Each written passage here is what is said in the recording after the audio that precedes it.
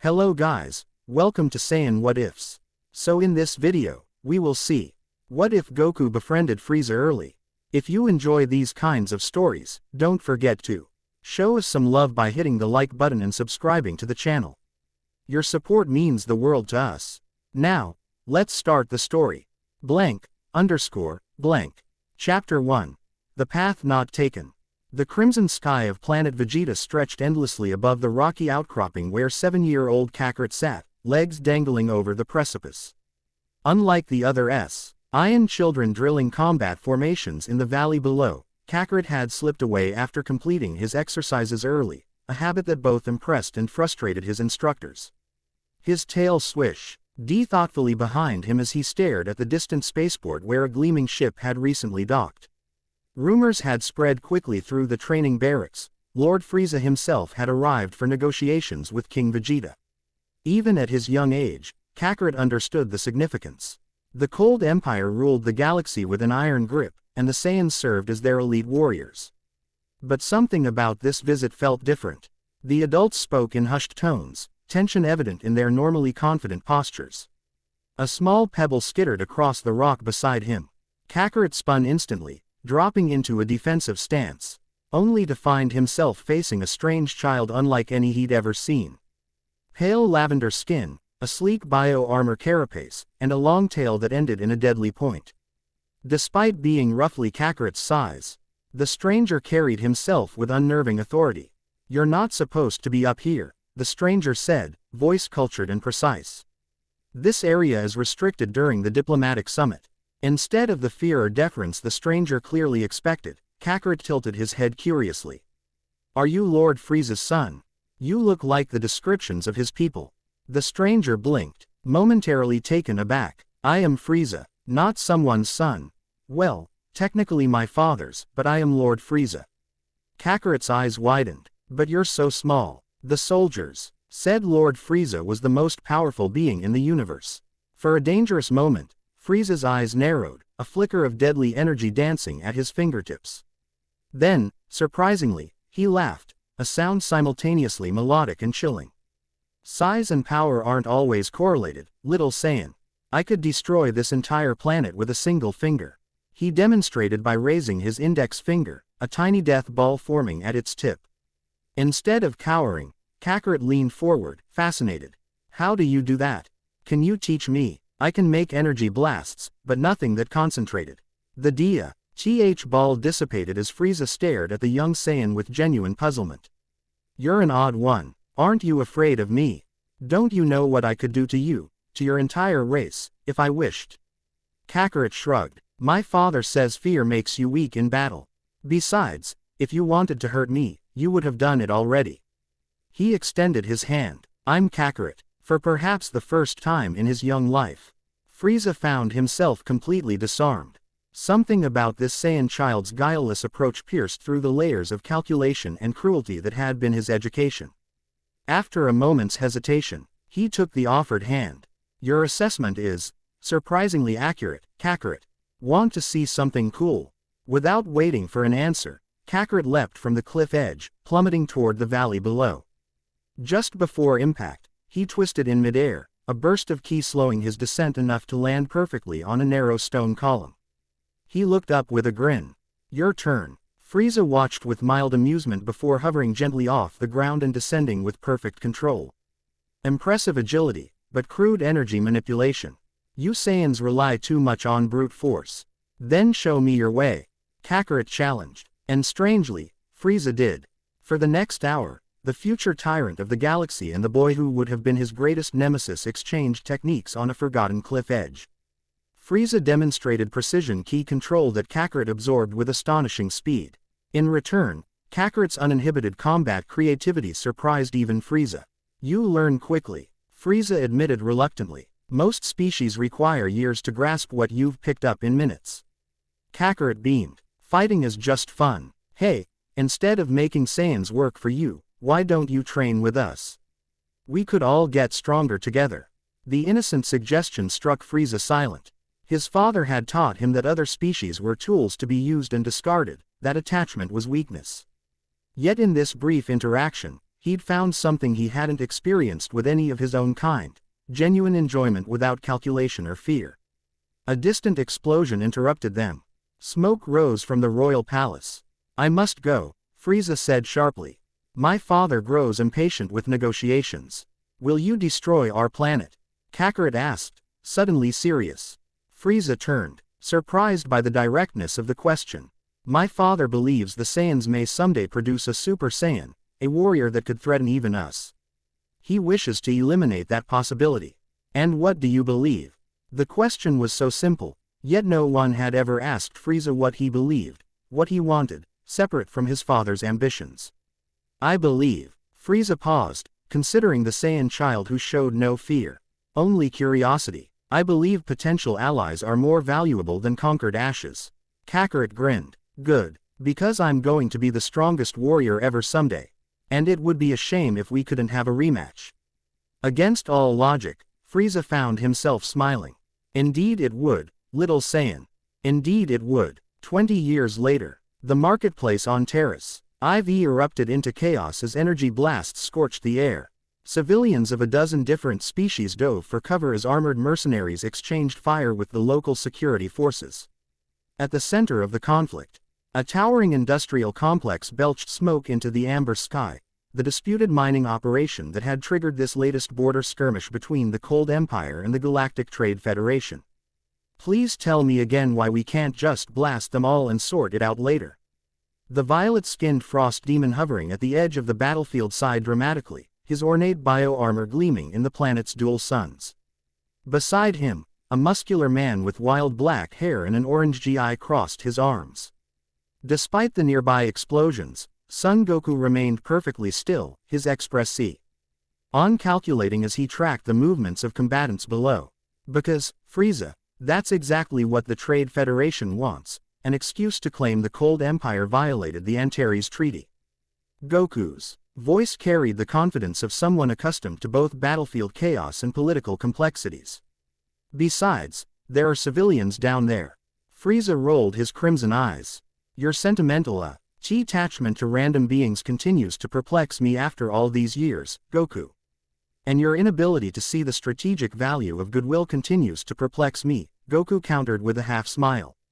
"Now, are you going to help me end this without a massacre, or do I need to handle it myself?" "By all means, demonstrate your diplomatic prowess," Frieza gestured expansively. "I'll observe from here and intervene when it inevitably fails." Quote. Goku's reply was a sudden flare of golden energy as his hair shifted from black to brilliant gold, teal eyes flashing with power. The Super Saiyan transformation still impressed Frieza, though he'd never openly admit it. In an instant, Goku vanished, reappearing directly between the two firing lines. The shockwave of his arrival created a momentary pause in the battle. Before either side could react, Goku slammed his fists together, creating a thunderclap that shattered weapons on both sides, the precise key manipulation disabling the technology without harming the wielders. "Enough." Goku's voice boomed across the marketplace with key-enhanced authority. "This ends now." The mercenary captain, a scarred Tauren with cybernetic implants, snarled. "This doesn't concern you, Saiyan. The Federation has legitimate mining rights here." From the opposite side, the Imperial commander stepped forward. This facility was processing xanthium ore for weapons development, violating Section 7 of the treaty. Goku remained immovable between them, his golden aura creating a buffer zone that neither side dared penetrate. "You've both violated treaty provisions.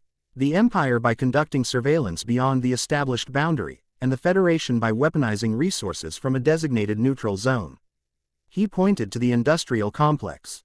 "That facility will be decommissioned under joint supervision. The ore will be redirected to medical applications as originally agreed." His eyes narrowed. "Unless you prefer I call Lord Frieza down here to negotiate personally." Both commanders paled visibly, eyes darting to the hovering figure in the distance. "That won't be necessary," the Federation captain muttered. "We accept your terms." "Wise choice," Goku replied, powering down to his base form. "I'll expect representatives from both sides at the neutral embassy on Terrace Prime by sundown to formalize the agreement." As the opposing forces retreated, Frieza descended gracefully, slow clapping with exaggerated appreciation. "Bravo, Goku. Another crisis averted through the power of making everyone equally miserable. Goku chuckled. It's called compromise, Frieza. Something your father still struggles with. King Cold struggles with many concepts, evolution chief among them. Frieza's tone remained light, but Goku detected the underlying tension. The relationship between Frieza and his father had grown increasingly strained as Frieza advocated for a more strategic approach to galactic rule. Speaking of evolution, Goku said, his expression growing serious. I need to talk to you about something. Privately. Frieza raised an eyebrow. Intriguing. The diplomatic compound should be sufficiently secure. As they walked through the recovering marketplace, vendors and civilians bowed respectfully, some from genuine gratitude, others from fear. The unlikely friendship between the Saiyan warrior and the Cold Empire prince had reshaped galactic politics over 2 decades, creating an uneasy stability that benefited from both Frieza's ruthless intelligence and Goku's principled strength. Lord Frieza, Ambassador Goku, a voice called from behind them. They turned to find a tall, slender alien hurrying toward them, her blue-scaled skin shimmering with iridescent patterns. Administrator Lyra, the planetary governor, clutched a data pad nervously. Forgive the interruption, but our long-range sensors have detected something unusual. We thought you should see it immediately. She handed the pad to Goku, who studied it with Frieza looking over his shoulder. The display showed energy readings from the outer system, patterns unlike anything in the Imperial database. Temporal distortion, Frieza suggested, finger tracing a recurring wave pattern. No, Goku replied, his voice uncharacteristically grave. It's similar to readings I saw once on Earth, when something crossed between dimensions. He looked up at Lyra. When did this begin? 3 days ago. It started as minor anomalies, but the intensity has increased exponentially. Her scales darkened with concern. Should we evacuate? Frieza waved dismissively. Unnecessary. We'll investigate personally. Once the administrator departed, Frieza turned to Goku. You were already aware of something, weren't you? This is what you wanted to discuss. Goku nodded grimly. I've been sensing disruptions in the key flow of multiple star systems. It's subtle, but growing stronger. Like something's feeding on the life energy of entire worlds. Why am I only hearing about this now? Frieza's tail lashed with irritation. Because until I had proof, it sounded like mystical nonsense, exactly the kind of thing you'd dismiss. Goku handed the pad back. We need experts. People who understand cosmic energy patterns beyond conventional science. Frieza's expression shifted to calculation. The research outpost on Oris. Their energy specialists are unmatched in the known galaxy. My thoughts exactly. Goku agreed. But we'll need military support too. Something tells me we're not just dealing with an anomaly. I'll dispatch the 7th Fleet to establish a perimeter around the affected sectors. Frieza activated his communicator. Sorbet, prepare my personal vessel for immediate departure. We're heading to Oris. He paused, then added, and send a priority message to Vegeta. Tell him to meet us there with his elite squad. Goku raised an eyebrow. You're involving the Saiyans officially. Your father won't be pleased. My father's pleasure ceased being my primary concern years ago. Frieza replied coolly. Besides, if this threat is as significant as you suggest, we'll need warriors who don't rely on technology that may be compromised. As they made their way to the spaceport, Goku fell silent, his mind reaching out to sense the distant disturbance. Something vast and hungry stirred at the edges of his perception, something ancient awakening after eons of dormancy. The familiar excitement of facing a powerful opponent mingled with a deeper concern. This didn't feel like any enemy he had encountered before. You're unusually quiet, Frieza observed. Just wondering if we should contact Beerus, Goku replied.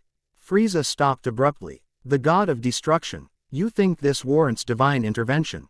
I think anything that can draw in life energy from entire star systems might interest him.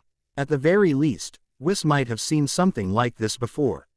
Let's exhaust conventional options before we attract the attention of temperamental deities. Frieza countered. Gods rarely solve problems without creating larger ones. Goku nodded reluctantly. Fair enough. But I'm keeping the option open. The research outpost on O. Ruse resembled a crystalline lotus flower, its translucent petals unfurled to capture the blue-white light of the system's binary stars. Unlike the utilitarian military facilities of the Cold Empire, Oris represented the height of scientific achievement, a neutral zone where researchers from across the galaxy could work without political interference, protected by ancient treaties even the Cold Empire respected. As Frieza's ship docked at the central hub, a welcoming committee of scientists and administrators assembled in the transparent reception dome. Their expressions ranged from excitement to thinly veiled apprehension at hosting both Lord Frieza and the legendary Saiyan warrior. "Welcome to Oris," greeted the facility director, a tall humanoid with geometric patterns etched into his golden skin. "I am Nexus. We received your transmission regarding the anomalous energy readings. Our specialists are eager to assist." Frieza nodded with uncharacteristic respect. Even he acknowledged the value of Orusian expertise in theoretical energy mechanics. "We require your most qualified researcher in cosmic energy patterns."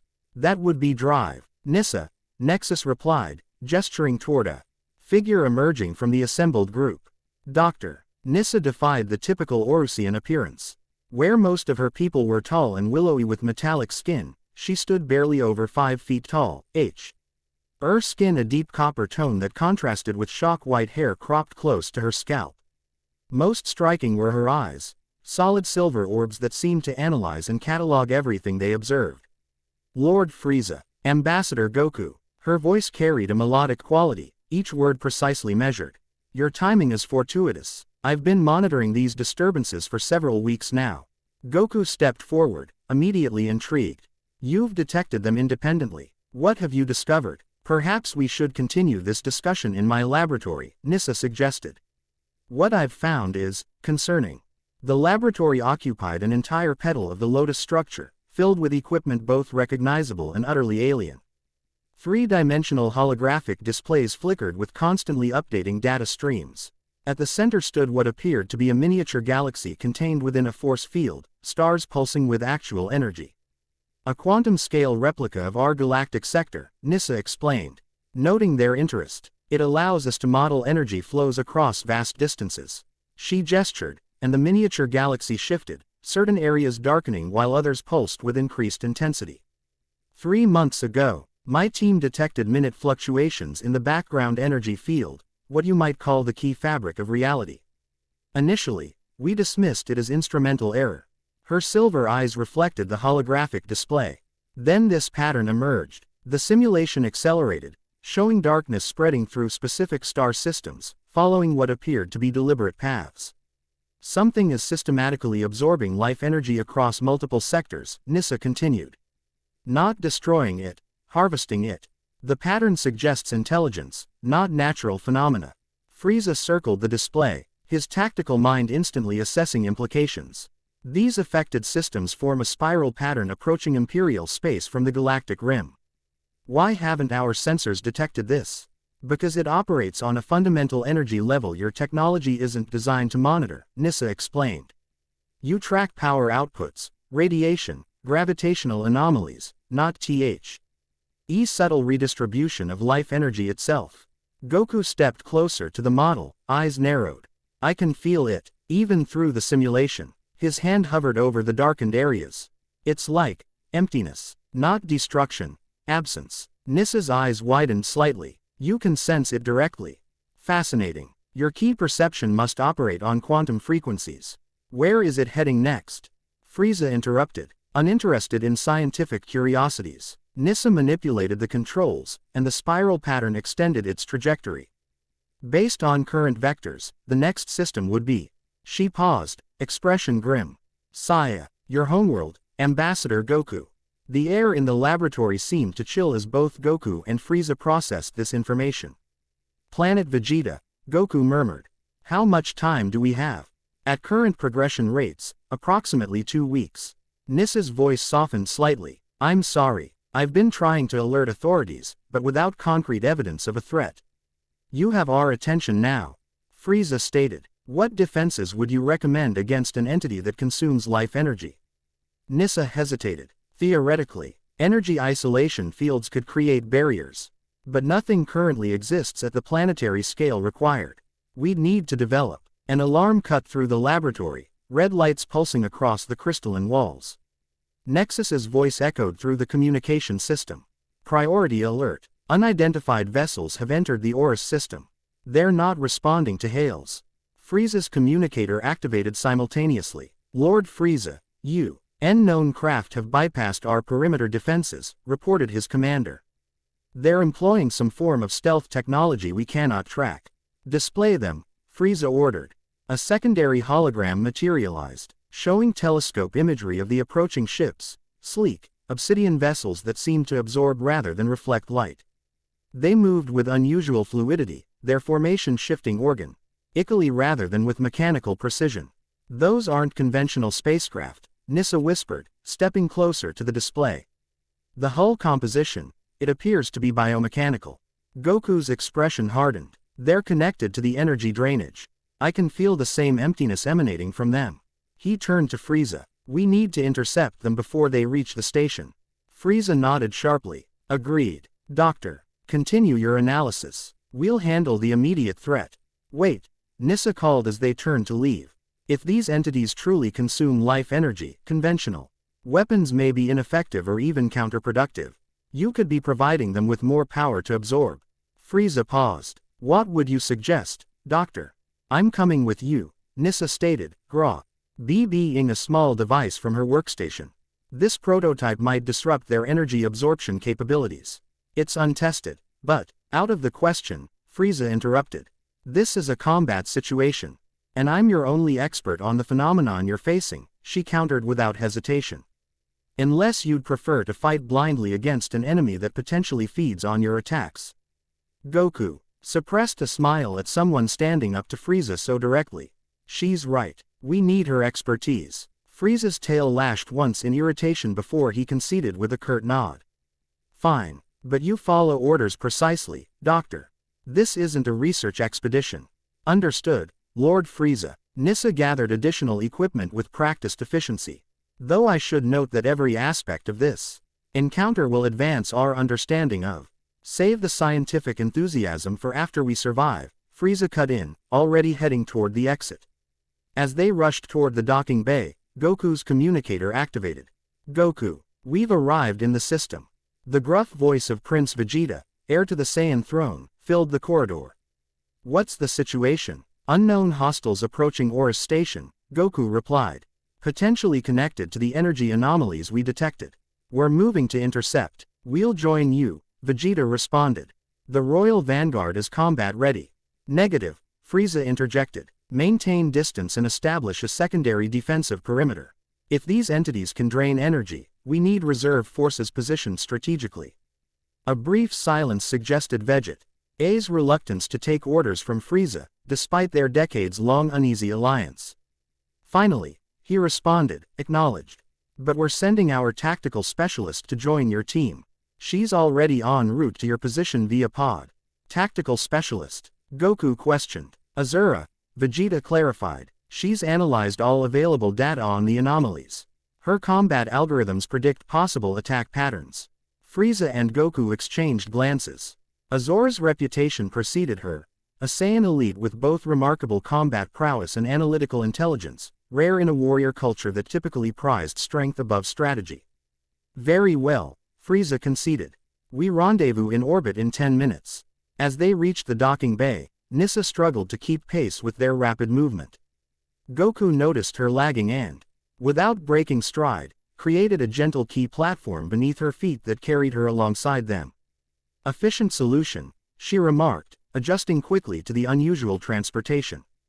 Telekinetic energy application with minimal power expenditure. Goku grinned despite the situation. Just trying to save time. Aboard Frieza's personal vessel, sleek and designed for both combat and comfort. The command crew worked with precision born of years serving under their demanding lord. As Goku, Frieza, and Nissa entered the bridge, tactical displays already showed the approaching unknown vessels.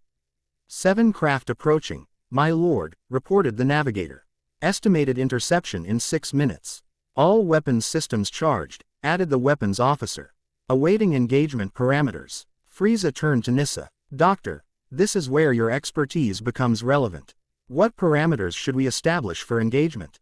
Nissa approached the tactical display, silver eyes reflecting the holographic imagery. Based on their energy signature, directed energy weapons would likely be ineffective or counterproductive. Kinetic weapons might be our best option. Prepare railguns and physical projectiles.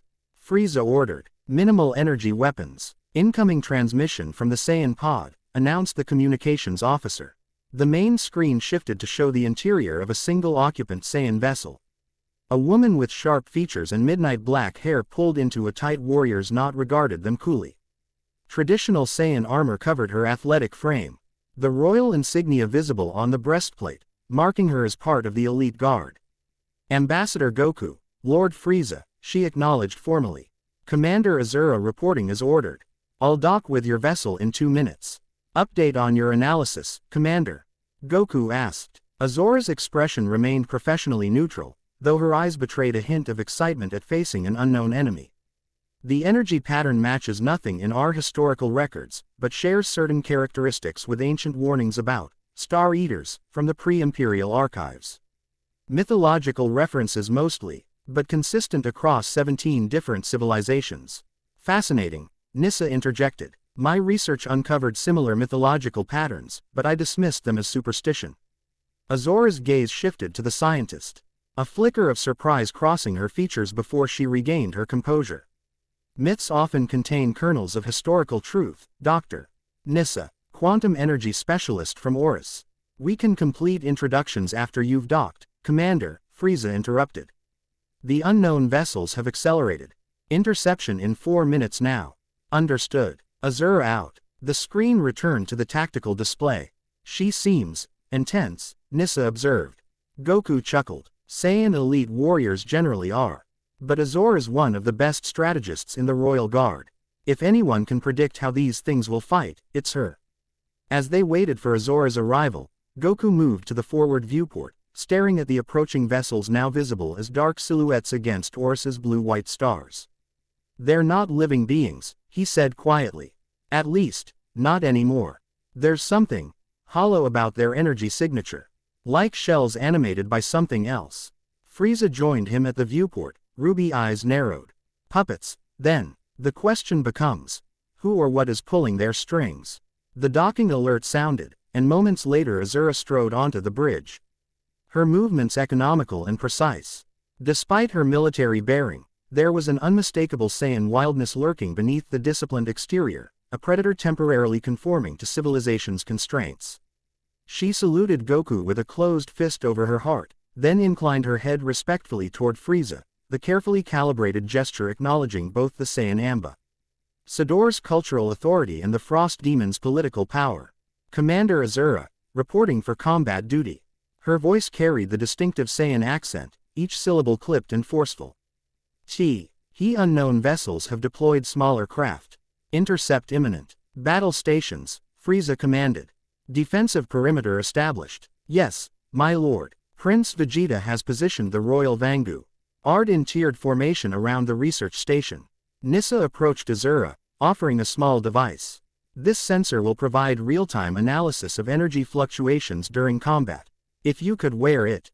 Azura hesitated momentarily before accepting the device, securing it to her armor with quick efficiency. Will it interfere with my battle capabilities? No, it's purely observational. SSA's silver eyes studied the Saiyan with undisguised scientific interest. Your species' key manipulation abilities are particularly relevant to my current research. Before Azura could respond, the tactical officer announced. Enemy craft entering weapons range. They're deploying something. The viewscreen showed smaller objects separating from the obsidian ships, humanoid figures moving through H-space without apparent propulsion systems or environmental protection. Magnify, Frieza ordered. The image zoomed in to reveal what appeared to be armored warriors, their forms encased in the same light-absorbing material as the ships. No features were visible within the featureless helmets, only a strange violet glow emanating from where eyes should be. Those aren't suits, Goku realized aloud. They're part of whatever those entities are. Correct, Nissa confirmed, studying her instruments. The biomechanical structure extends throughout. They appear to be drones of some kind, physical extensions of a central consciousness. How do you fight something like that? Azura questioned, hand instinctively moving to her sidearm. The same way we fight everything else, Goku replied, stepping toward the airlock. We hit it until we find its weakness. He looked to Frieza, ready for some exercise. A thin smile curved Frieza's lips. Indeed, it has been some time since we've faced a worthy challenge together. You can't seriously be planning to engage them directly in space. Nissa protested. Even with your extraordinary abilities, Saiyans and my species can survive in vacuum for extended periods. Frieza explained dismissively. Our power creates a natural energy barrier. Commander Azura, you'll coordinate the ship's defenses, Goku instructed. Dr. Nissa, monitor energy patterns and alert us to any significant changes. His expression grew serious. Frieza and I will handle the vanguard personally.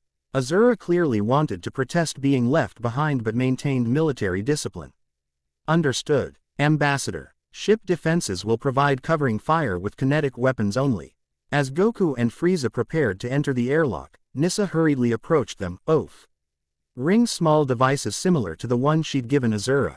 These will transmit data back to me. Please. This information could be crucial for developing effective countermeasures. Goku accepted the device with a reassuring smile. We'll try not to break them. To Frieza, he added, just like old times. Hardly, Frieza replied dryly. In old times, I would have simply destroyed the entire sector and eliminated the problem permanently. You've grown, Goku said with a grin as the airlock cycled. I've adapted, Frieza corrected. Evolution, not sentiment. The outer door opened, exposing them to the vacuum of space. Both warriors pushed outward, their auras flaring to life. Goku's a brilliant gold as he instantly transformed to Super Saiyan, Frieza's a menacing purple as he accessed his full power in his final form. Together they shot toward the approaching enemy, two of the most powerful beings in the galaxy united against an unknown threat, the friendship forged on a clifftop decades ago now tested in cosmic battle. From the bridge, Azura and Nissa watched the unfolding confrontation with very different perspectives. The Saiyan commander assessing tactical advantages, the Orusian scientist analyzing energy patterns. They're magnificent, Nissa murmured, her instruments tracking the enormous power outputs as Goku and Frieza engaged the first wave of entities. The Saiyan's RGY signature is particularly fascinating, it resonates at harmonic frequencies of never observed before. Azura glanced sidelong at the scientist. That's Son Goku, the first Super Saiyan in 1,000 years. His power transcends conventional analysis. There was unmistakable pride in her voice, though she quickly refocused on the tactical display. The entities are adapting to their attack patterns, compensating for direct energy assaults. On the viewscreen, Goku and Frieza had discovered exactly what Nissa warned about. Direct energy attacks seemed to be absorbed by the obsidian entities. Frieza had shifted to physical combat, his tail and fists smashing through the drone-like beings with ruthless precision. Goku likewise had abandoned ki blasts in favor of physical strikes that shattered the biomechanical shells. Their cores appear vulnerable to physical disruption, Nissa observed, but the energy they're collecting is being transmitted back to the larger vessels. They're sacrificing these drones deliberately. It's a harvesting operation, Azura realized, military training recognizing the strategy. They're using these expendable units to collect combat energy from powerful opponents. Nissa's silver eyes widened. We need to warn them. If that energy reaches critical mass. A blinding flash interrupted her as one of the larger vessels suddenly accelerated toward Goku and Frieza. Its hull pulsing with accumulated energy. Evasive maneuvers. Azura commanded the ship's crew. All kinetic weapons target that vessel's propulsion system. The frigate banked sharply as railguns fired, accelerating metal projectiles to relativistic speeds. The slugs impacted against the obsidian hull, causing visible damage where energy weapons had failed. In space, Goku noticed the A.P.P. roaching threat and shouted a warning to Frieza. Both warriors disengaged from the drones and prepared to confront the larger vessel. But instead of attacking, the ship suddenly released a massive energy pulse, not as a weapon, but as a signal that rippled across space. On the bridge, Nissa's instruments went haywire. Subspace distortion forming. They're opening some kind of portal. The fabric of space-time visibly distorted as a swirling vortex formed behind the enemy fleet, its center in absolute darkness that seemed to devour light itself. All vessels, maintain distance from the anomaly. Azura commanded through the fleet communication system. Gravitational readings suggest extreme distortion. Goku and Frieza retreated toward the frigate as the remaining drones withdrew into the swirling portal. The larger vessels followed, their obsidian hulls gleaming with harvested energy. "They're escaping," Frieza snarled as he and Goku re-entered through the airlock. "Pursuit course. Negative," Nissa intervened with uncharacteristic force. "That portal is highly unstable. Entering it without understanding its properties would be suicidal." Goku, powering down from his Super Saiyan form, nodded in agreement. "She's right. Besides, they retreated too easily. This wasn't a defeat, it was a reconnaissance mission." Azura approached, offering a data pad. "Preliminary analysis confirms Ambassador Goku's assessment. Their attack pattern focused on testing our defensive capabilities and collecting energy samples." This was information gathering, not conquest. Frieza's eyes narrowed dangerously, "which means they'll return better prepared." He turned to Nissa. "Doctor, you now have practical data on these entities. I expect actionable countermeasures developed immediately." "I'll need resources, equipment," Nissa began. "You'll have everything required," Frieza interrupted. "Consider the full technological capabilities of the Cold Empire at your disposal." Nissa blinked in surprise at the unprecedented offer. The Cold Empire guarded its advanced technology jealously. Thank you, Lord Frieza. I'll begin analysis immediately." As the bridge crew returned to normal operations, Goku moved to a quieter corner, motioning for Azura to join him. "Your tactical assessment was spot on. Those weren't random attacks, they were probing our strengths and weaknesses." Azura inclined her head at the compliment. "Thank you, Ambassador." She hesitated before adding, "The royal family is concerned. These incursions correlate with ancient prophecies about the devouring darkness. King Vegeta requests your presence on Saya to discuss defensive preparations." Goku's expression grew serious. "If Saya is indeed the next target, we'll need to coordinate planetary defenses." He glanced toward Frieza, who was issuing commands to his officers. Though convincing Lord Frieza to divert resources to protect planet Vegeta might be challenging. "Perhaps not," Azura replied thoughtfully. "If these entities feed on energy, what better trap than a planet full of powerful key users?" A slow smile spread across Goku's face. "Commander Azura, I believe you've just provided the perfect strategic rationale." Frieza appreciates clever thinking. His eyes lingered on her for a moment longer than necessary. "Your reputation doesn't do you justice. The reports mentioned your tactical brilliance but failed to mention your quick adaptability in crisis." Azura maintained her professional demeanor, though a slight darkening of her cheeks betrayed her reaction to the praise. "I serve the Saiyan royal family and our alliance with the Cold Empire, Ambassador. Personal recognition is unnecessary, Goku," he corrected with a warm smile. "When we're not in formal settings, just call me Goku." Before Azura could respond, Nissa approached them, silver eyes bright with excitement despite the recent battle. "Ambassador, Commander, I've completed preliminary analysis of the combat data. There's something remarkable about the energy signature of these entities." "What have you found?" Goku asked. "They don't just absorb energy, they convert it. The frequency shifts to a form I've only seen in theoretical models of." She paused, seemingly reluctant to continue. "Of what, Doctor?" Azura prompted. "Of dimensional bridges," Nissa finished. "I believe these entities aren't native to our universe. They're intrusions from somewhere else, somewhere with fundamentally different physical laws." The implication hung heavily in the air as Frieza joined their conversation. "Interdimensional invaders." His tone was skeptical. "That seems convenient speculation, Doctor." "Not speculation," Nissa countered, bringing up a holographic display from her wrist device. "Observed data. The energy frequency exhibits quantum signatures consistent with theoretical models of parallel dimensional spaces." She pointed to specific wavelength patterns. "These cannot occur naturally in our universe." Goku studied the display, his expression growing more concerned. "If they're from another dimension, they could have capabilities we can't predict, weaknesses we don't understand." "Precisely why we need more information," Nissa agreed. "I've identified trace particles from the portal. With the right equipment, we might track their dimensional signature, perhaps even determine where they'll emerge next." Frieza considered this information with calculating precision. "Very well, we proceed to planet Vegeta. The Saiyan homeworld provides both strategic value as a defensive position and the necessary population of energy-manipulating warriors to serve as bait for our trap. Bait? Azura questioned sharply, her Saiyan pride evident. A calculated risk, Commander, Frieza responded smoothly.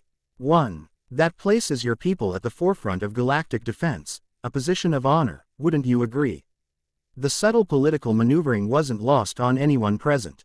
Frieza had reframed potential sacrifice as glorious opportunity, a tactic he had refined over decades of imperial rule.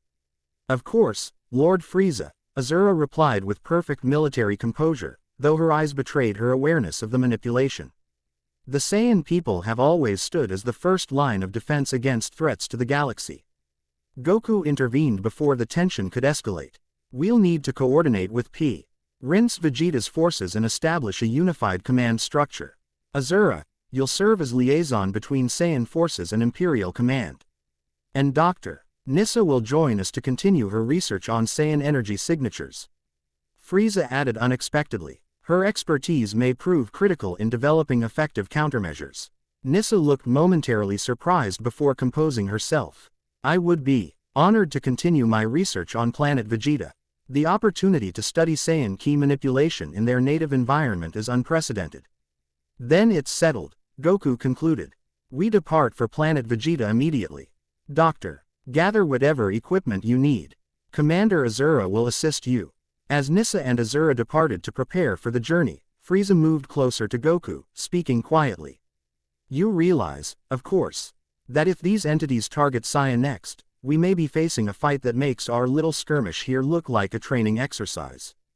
Goku nodded grimly. I know, but if anyone can hold the line against an interdimensional threat, it's the combined forces of the Saiyans and the Cold Empire. Let's hope your optimism is justified, Frieza replied. Because if these Star Eaters are truly what ancient myths suggest, we may be facing something that even we cannot defeat through conventional means. As Frieza's flagship prepared to depart for planet Vegeta, the distant stars seemed dimmer somehow, as if the void between them had grown deeper, darker, and infinitely more threatening. Whatever had awakened at the galaxy's edge was moving inexorably closer, hungry for the energy of an entire world. And the unlikely friendship forged between a Saiyan child and a young tyrant decades ago would soon face its greatest test, not merely for their own survival, but for the fate of the galaxy itself. Chapter 2. Empire of Light and Shadow. The Imperial capital didn't merely occupy space, it commanded it. Frieza's flagship emerged from hyperspace to confront Asteria Star. Cheon's impossible geometry. A massive artificial celestial body where crystalline spires twisted toward distant stars alongside brutal, utilitarian fortresses. No planetary constraints had limited its architects. The station expanded in all directions across 500 cubic kilometers of void, its disparate sections connected by transparent tubes through which transport pods zipped like luminescent blood cells through arteries. Goku stood at the viewport, remembering his first visit 2 decades ago.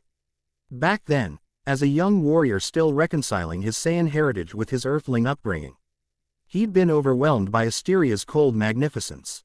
Now, he recognized it for what it was, a physical manifestation of the Cold Empire's philosophy, beauty and brutality coexisting in precarious balance. Impressive, isn't it? Nissa's silver eyes reflected the approaching station's lights.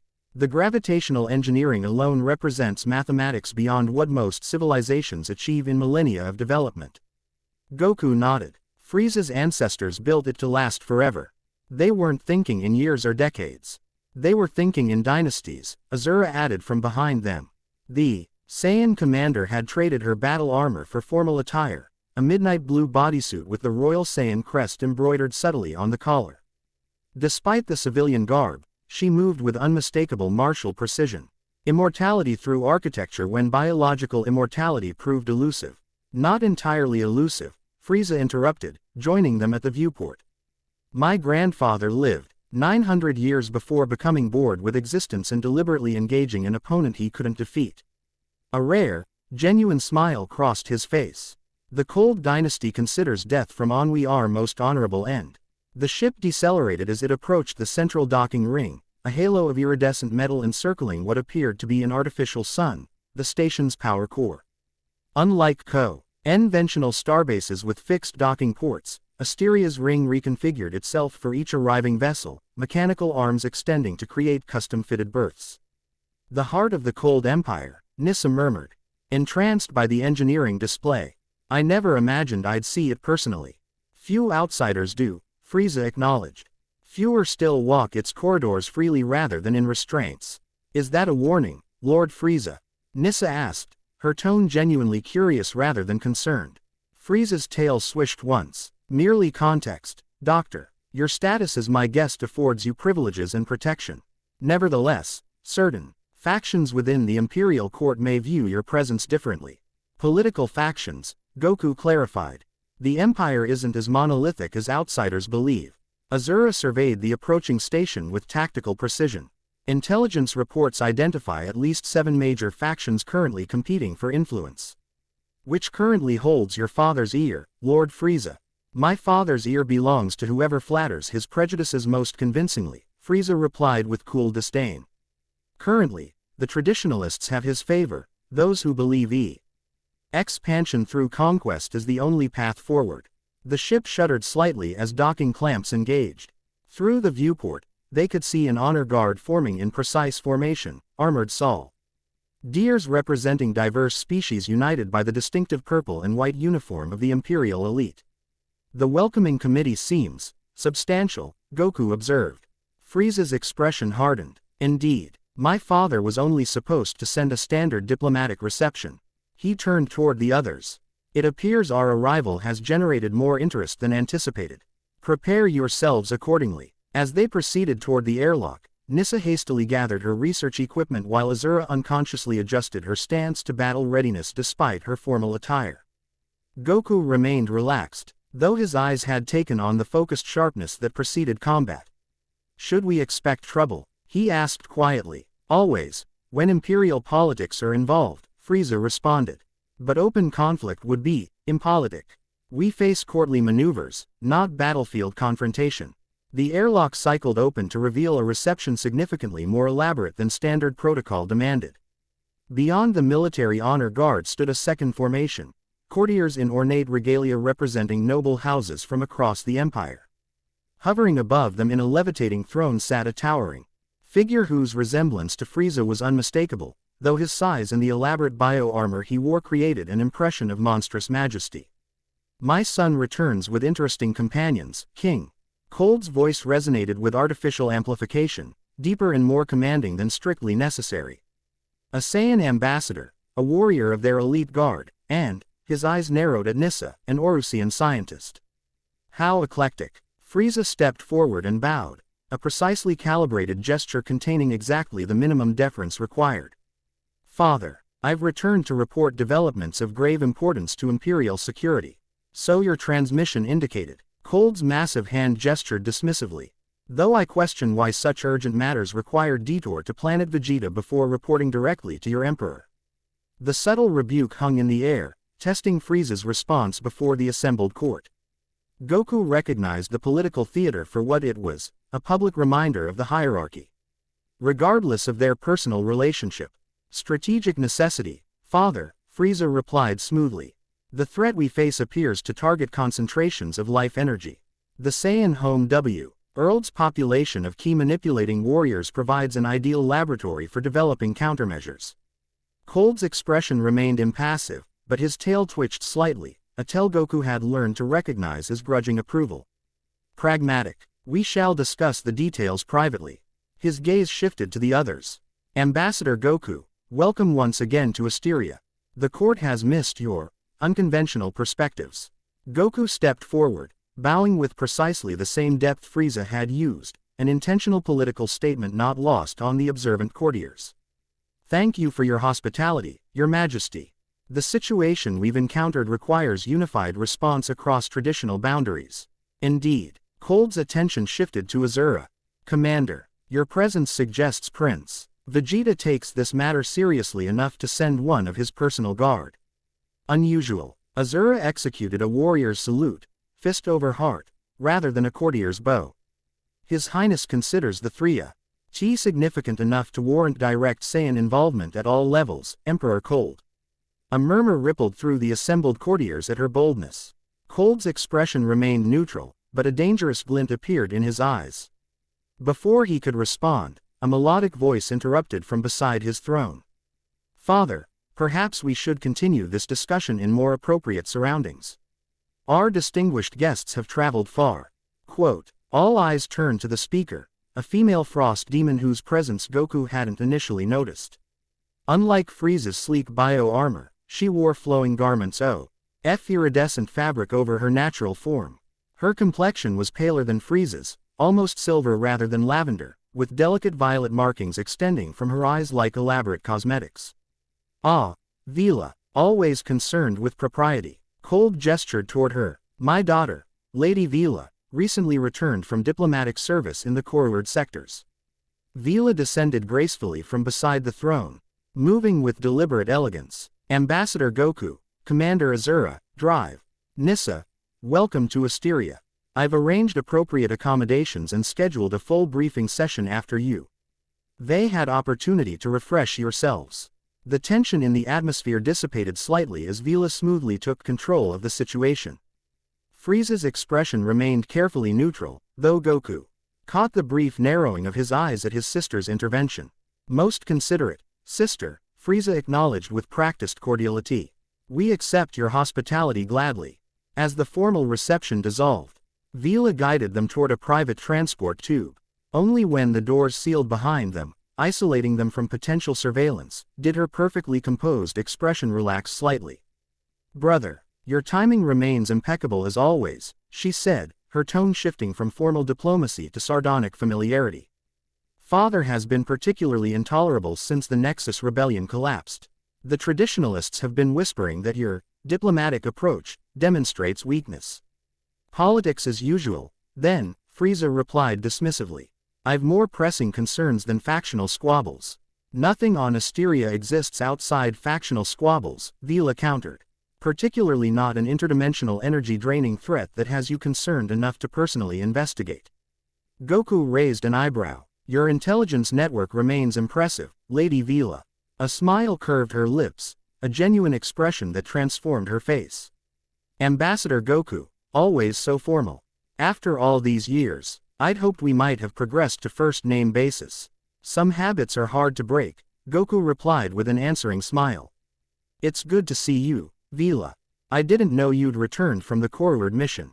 Quote. Recently, the hegemony finally signed the non-aggression pact after 3 years of negotiations. Her crimson eyes flickered briefly toward Azura and Nissa. Quote. "But we have new guests I haven't properly met."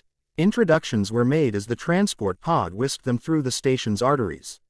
Nissa observed everything with undisguised scientific curiosity, while Azura maintained professional reserve, her posture suggesting she expected attack from any direction. "Your accommodations are in the diplomatic sector," Vila explained. "I've arranged adjacent suites for convenience. The briefing is scheduled for 3 standard hours from now in the secure strategy chamber." She paused, glancing at Frieza. "Father will attend, along with the High Command and representatives from key factions." Quote. "Which means information will spread throughout the station within hours," Frieza noted dryly. Vila shrugged elegantly. "Inevitably. Which is why I've arranged a private pre-briefing in your quarters first. There are developments you should be aware of before the official discussion." The transport pod slowed, docking with a station junction. As they disembarked, Vila leaned closer to Goku, her voice dropping to a whisper barely audible even to his enhanced Saiyan hearing. "The shadows are moving, Goku. Something stirs in the deep sectors that has no thing to do with your interdimensional visitors. Be careful whom you trust." Before he could question her cryptic warning, she had already moved ahead, resuming her role as gracious diplomatic hostess.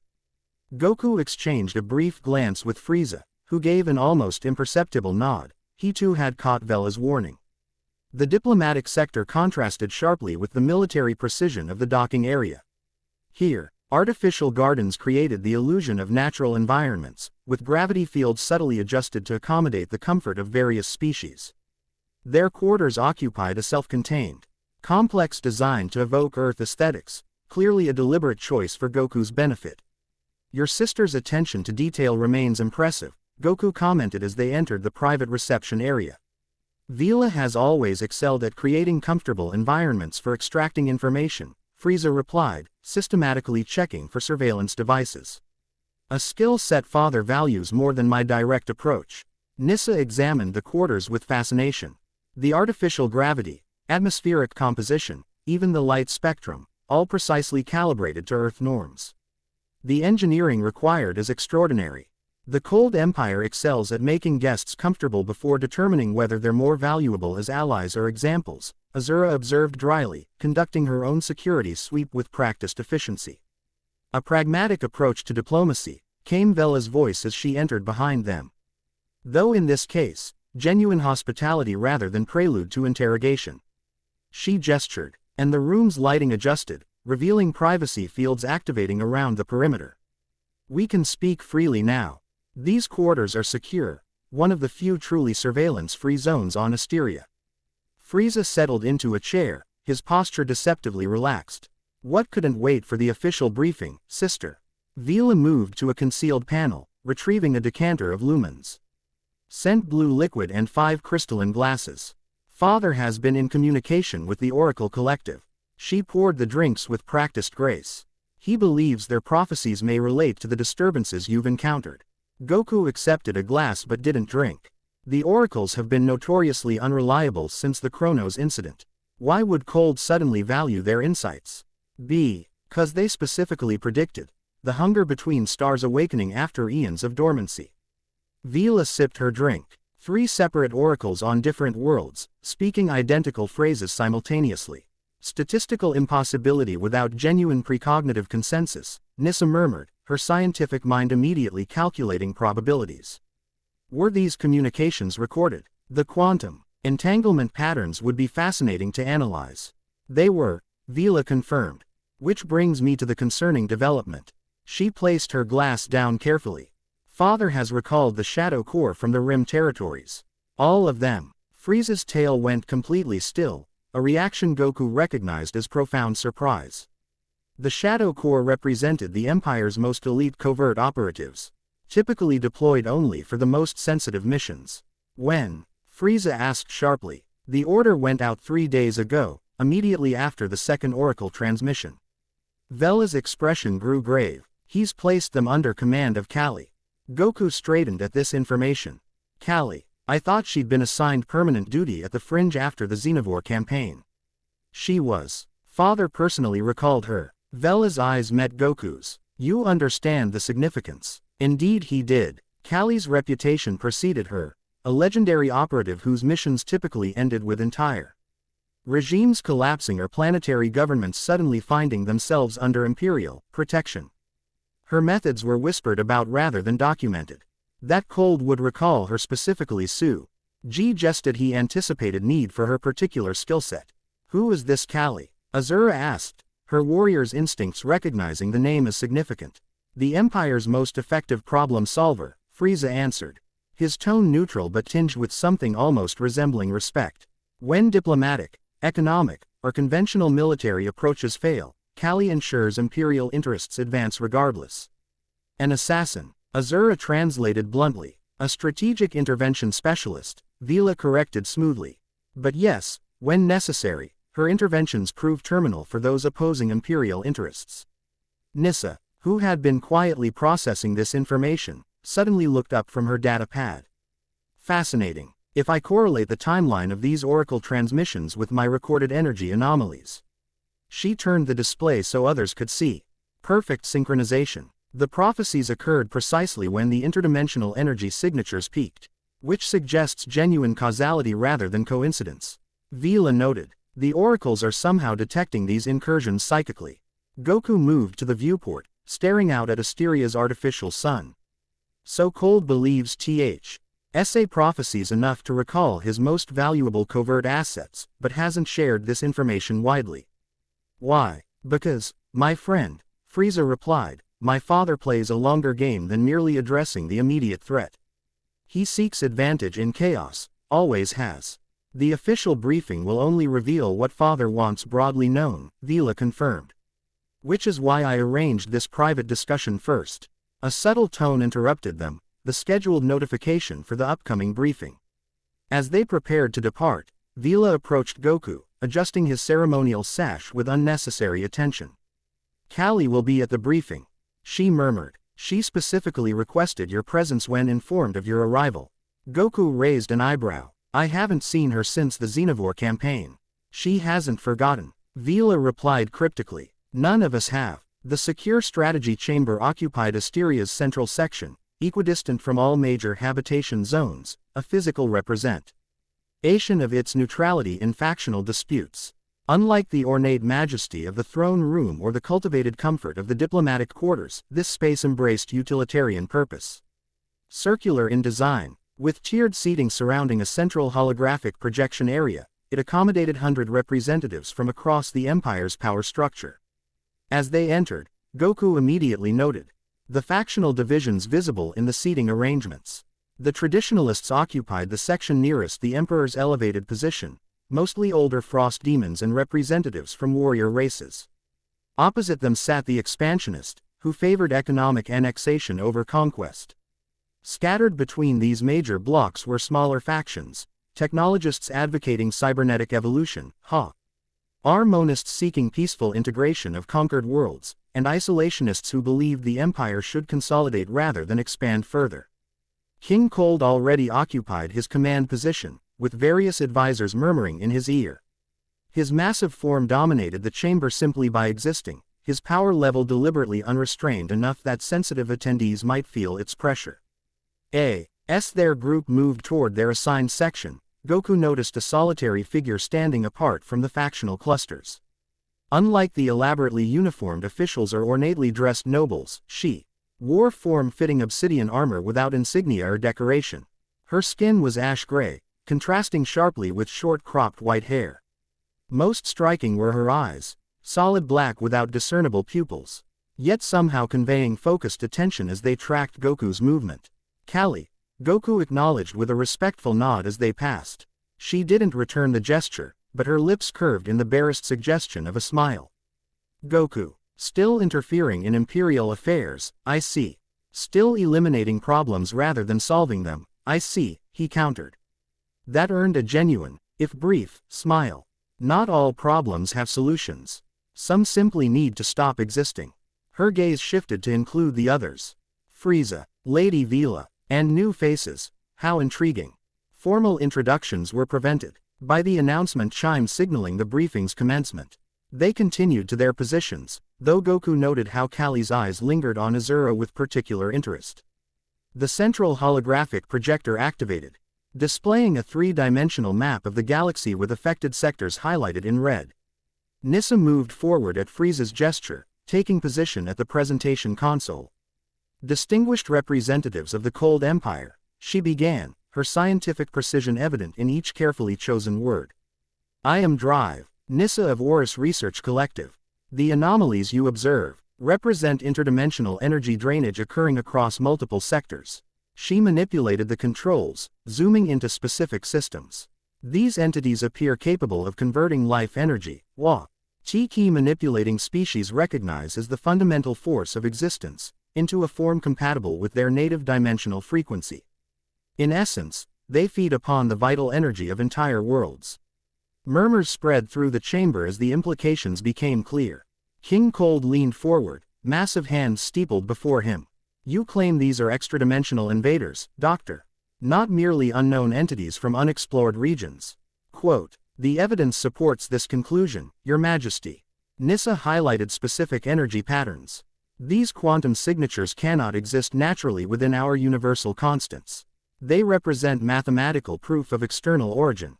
A traditionalist representative rose. "What defenses do we have against such entities? Can they be destroyed through conventional means?" "Conventional energy weapons appear ineffective or counterproductive," Frieza interjected smoothly. "Direct key attacks are similarly absorbed. Physical disruption of their constructs provides temporary advantage. But they simply reform from ambient energy." "Then what solution do you propose?" Cold demanded, cutting through the rising murmurs.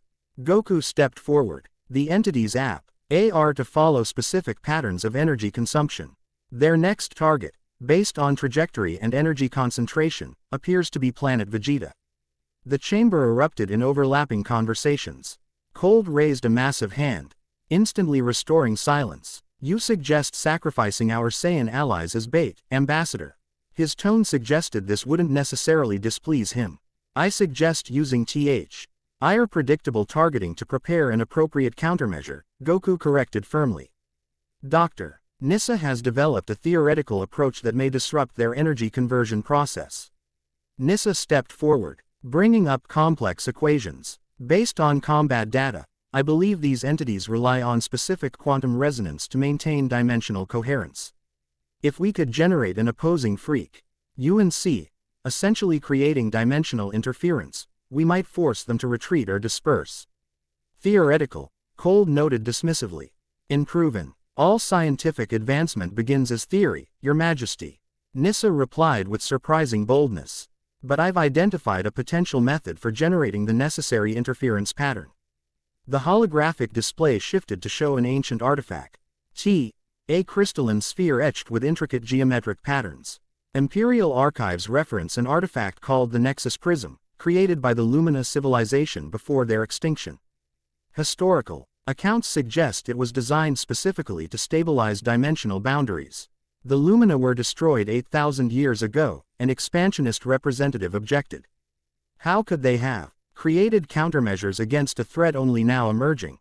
Because it's not emerging for the first time, came a new voice from the chamber entrance. All eyes turned to see a hooded figure gliding forward. Movements so fluid they appeared to float rather than walk. The hunger has awakened in cycles throughout cosmic history, always returning when the dimensional barriers thin. The figure shed the center of the chamber and lowered their hood, revealing delicate features of indeterminate gender, skin with a faint luminescent quality, and eyes like swirling galaxies. Sarah of the Oracle Collective, King Cold announced. A hint of satisfaction in his tone. Your presence honors us. Necessity compels me, Emperor Cold, not honor. The Oracle's voice resonated with harmonic overtones, as though multiple voices spoke in perfect unison. The convergence approaches. The hunger grows. The boundary between realms weakens. Goku studied the Oracle with undisguised curiosity. The collective rarely sent representatives to political gatherings, preferring isolation in their sanctuary worlds. That one would appear personally underscored the gravity of the situation. You've seen these entities before. In your visions, he asked directly. Sarah turned toward him, galaxy eyes focusing with surprising intensity. In visions, yes, but also in history, recorded in methods beyond conventional understanding. The Oracle approached Goku, movements fluid as water. You stand at the nexus point, Son Goku. Your path, altered decades ago, created possibility where only destruction existed before. The cryptic statement caused Frieza to narrow his eyes slightly. You refer to our first meeting on planet Vegeta. A moment of choice that rewrote destiny. Sarah nodded. Had you not befriended the child Kakarot that day, your father's plan to destroy planet Vegeta would have proceeded. The Saiyan race would have been nearly extinct, with only a handful of survivors scattered across the galaxy. The chamber fell silent at this revelation. King Cold's expression darkened momentarily before resuming imperial neutrality. The alternate history, the genocide that never happened, hung heavy in the air. Your prophecies speak of the Nexus Prism, Vila interjected smoothly, redirecting the conversation from this potentially explosive topic. Can it truly counter these interdimensional entities? The prism was forged at the conjunction of realities, using materials that exist simultaneously in multiple dimensions, Sarah confirmed. It can generate the interference pattern your scientist theorizes, but its power requires proper activation. Without precise handling, it could worsen the dimensional breach rather than seal it. And where is this artifact now? Cold demanded. Sarah's expression grew troubled, hidden where few dare venture. The Void Sector. Gasps and murmurs spread through the assembly. The Void Sector represented the one region of space even the Cold Empire avoided, an expanse where normal physics behaved unpredictably, where ships entered and never returned, where stars themselves seemed to dim and die prematurely. No one returns from the void, a traditionalist objected. None have had sufficient reason to risk the journey, Callie spoke suddenly, stepping forward. Until now, all eyes turned to the assassin, who had remained silent throughout the proceedings. She moved to the central platform with predatory grace. The Shadow Corps has studied the Void Sector for generations. We have maps, routes, protection protocols developed through experimentation. Her black eyes revealed nothing of the presumed fatal nature of such experiments. A specialized team could reach the coordinates the Oracle provides. You volunteer for this mission? Cold asked, though his tone suggested he had anticipated this. I request command of the expedition, with Ambassador Goku and Lord Frieza as key personnel. Callie's expression remained neutral. Their unique abilities provide optimal chance for success where conventional forces would fail. The political implications weren't lost on anyone present. Sending the Emperor's son and the Saiyan ambassador into the void carried enormous risk, but also removed two powerful players from the imperial capital during a time of crisis. Cold's machinations were typically multi-layered. Goku exchanged glances with Frieza. Silent communication born of decades of friendship. Both recognized the potential trap, and both understood the necessity regardless. I accept the mission parameters, Goku announced before Frieza could respond. Planet Vegeta faces imminent threat. If this artifact can provide protection, the risk is justified. As do I, Frieza added smoothly. Though I propose additions to the expedition team. Dr. Nissa's expertise regarding dimensional energies will prove essential. Commander Azura provides necessary tactical support. And I shall accompany you, Sarah stated, not as request but as simple fact. The prism responds to specific psychic frequencies. Without proper attunement, it remains merely an interesting relic. Cold considered these proposals with calculated deliberation.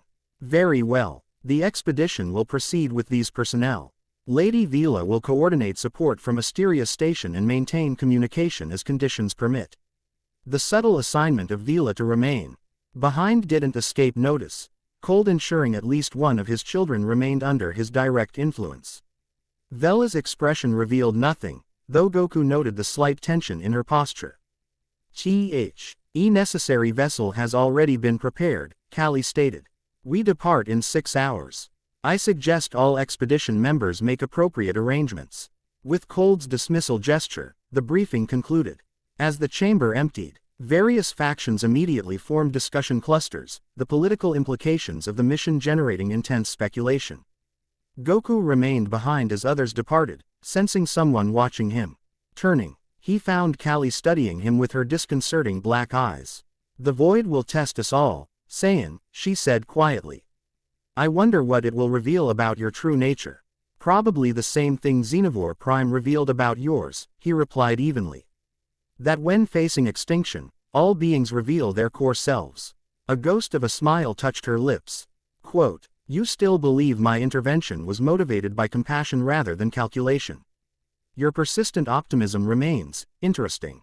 Before he could respond, she turned and departed, moving with UCH fluid grace. She seemed to melt into the shadows despite the chamber's bright lighting. Vila approached, her expression concerned. Be careful around her, Goku. Callie has changed since the Xenovore campaign. The fringe assignment affected her. How so? No one knows precisely what she encountered in the darkness beyond the rim. But she returned, different.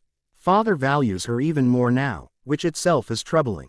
Vila glanced toward where Callie had disappeared. She requested you specifically for this mission.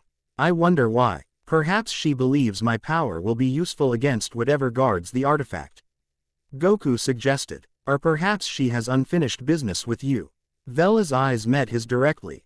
The connection between you has always been complicated. Goku didn't deny it. The shared experiences during the Xenovore campaign had created bonds and tensions that remained unresolved. Complicated seems to define most of my important relationships lately. Indeed. A small smile curved Vela's lips. Speaking of complicated relationships, I notice Commander Azura watches you when she thinks no one observes. Another connection forming. We've only just met, Goku protested mildly. Some connections transcend time, Vila replied with surprising softness. We frost demons live centuries, we recognize certain patterns. She touched his arm briefly.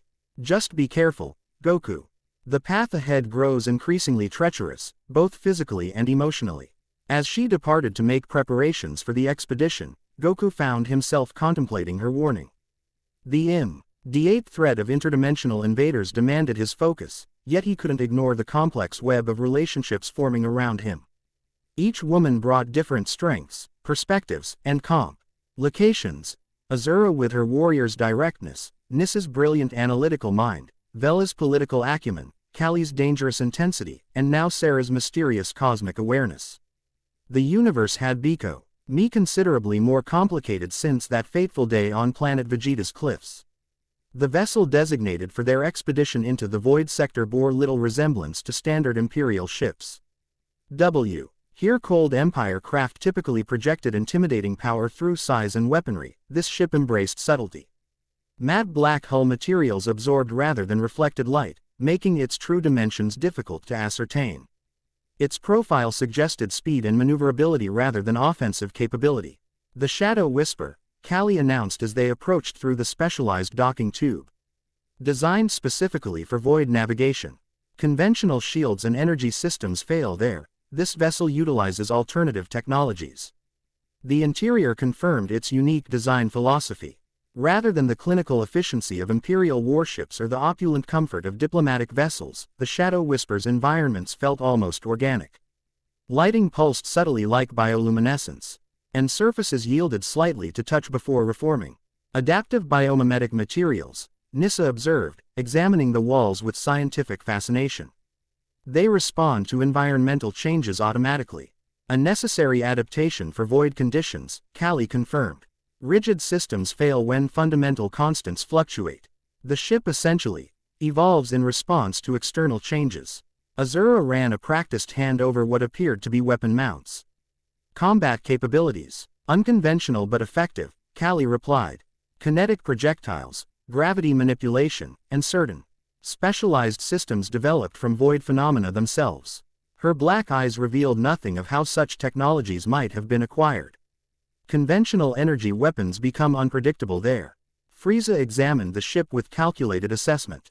This vessel represents significant advancement beyond standard Imperial technology.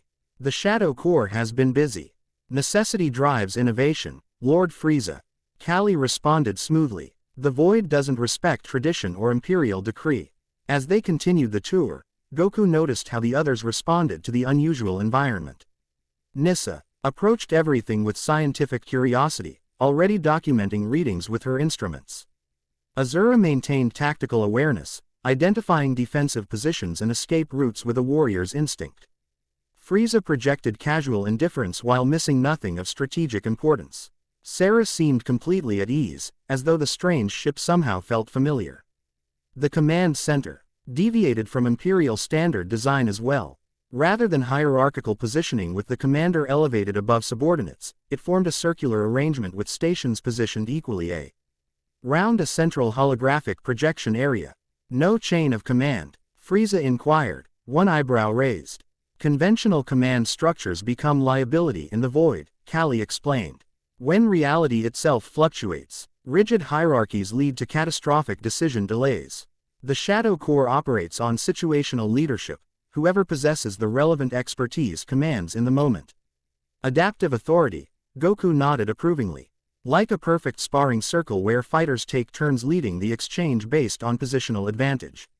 Kali's eyes met his. Precisely. You understand intuitively what takes others years to accept.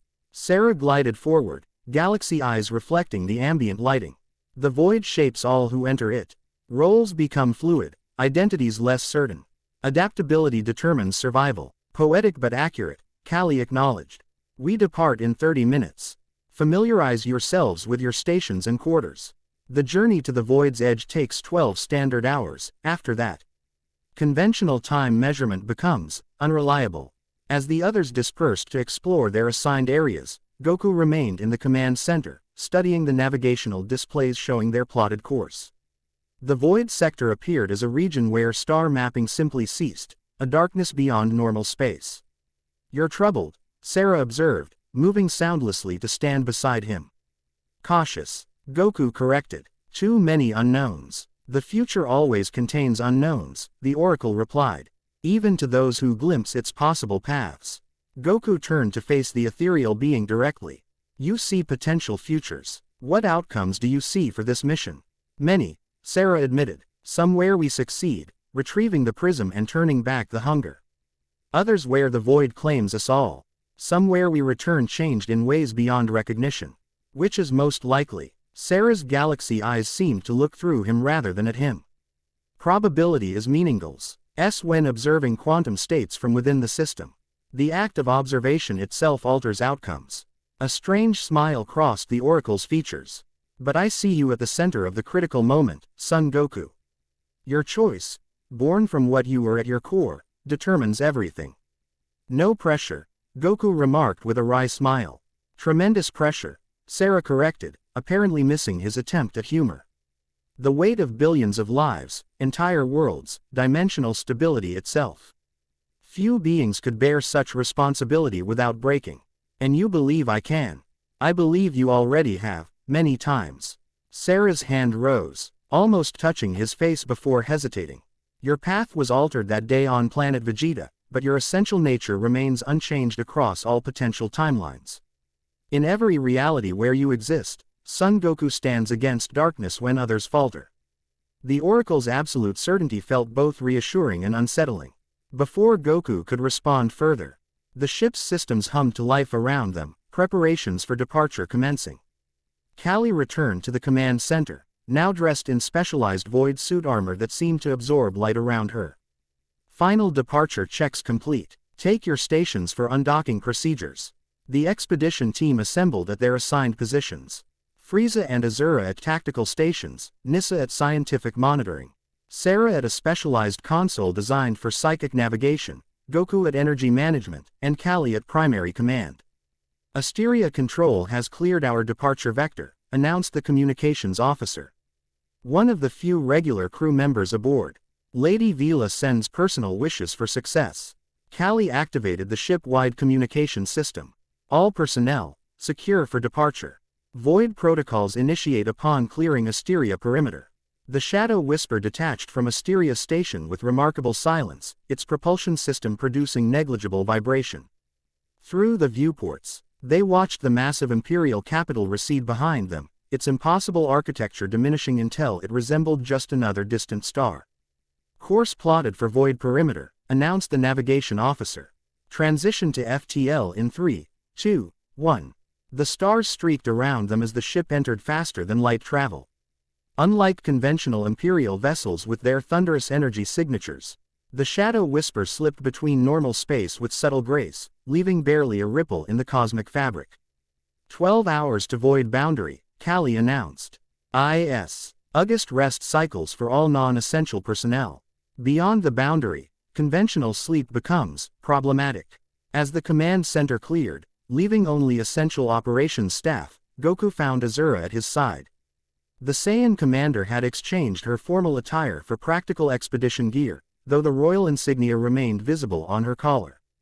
Ambassador Goku, she corrected herself, remembering his earlier request for informality. May I speak with you privately? They moved to a small observation lounge adjacent to the command center. Unlike the utilitarian spaces elsewhere on the ship, this area featured comfortable seating arranged to provide unobstructed views of space through polarized viewports. Something troubles you, Commander? Goku asked once they were alone. Azura hesitated, her natural Saiyan directness temporarily constrained by diplomatic consideration. Several things, if I'm honest. This mission has irregular parameters. You've noticed that too, Goku acknowledged with a slight smile. Political convenience disguised as strategic necessity. King Cold appears eager to send his son and the Saiyan ambassador into the most dangerous region of space. Azura's dark eyes studied him intently. Yet you accepted without protest. Because regardless of Cold's ulterior motives, the threat is real. Goku moved to the viewport, watching the streaking stars. If these interdimensional entities target planet Vegeta next, we need every possible advantage. Your loyalty to a homeworld you barely knew is unexpected. Azura joined him at the viewport, her reflection overlapping with his in the transparent material.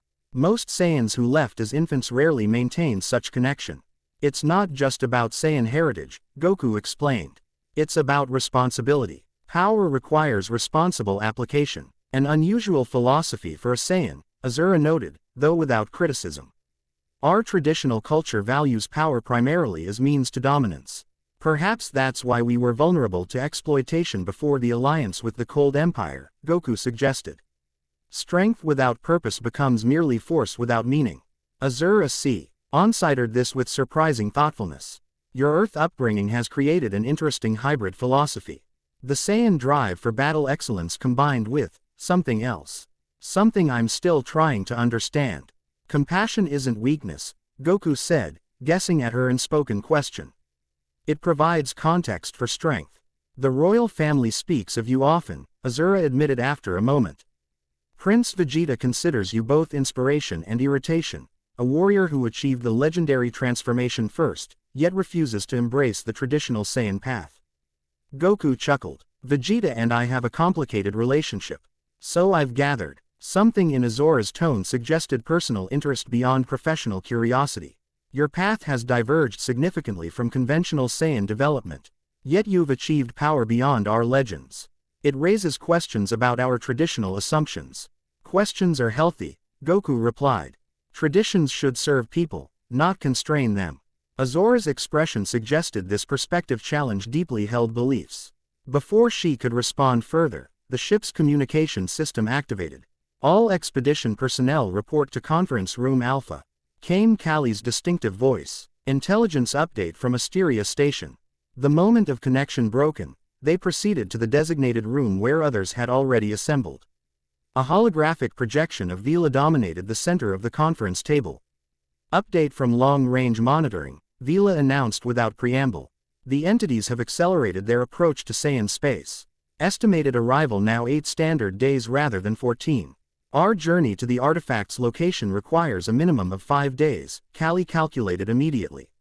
Assuming immediate success, return transit would place artifact delivery dangerously close to entity arrival. We need to split our efforts, Frieza concluded.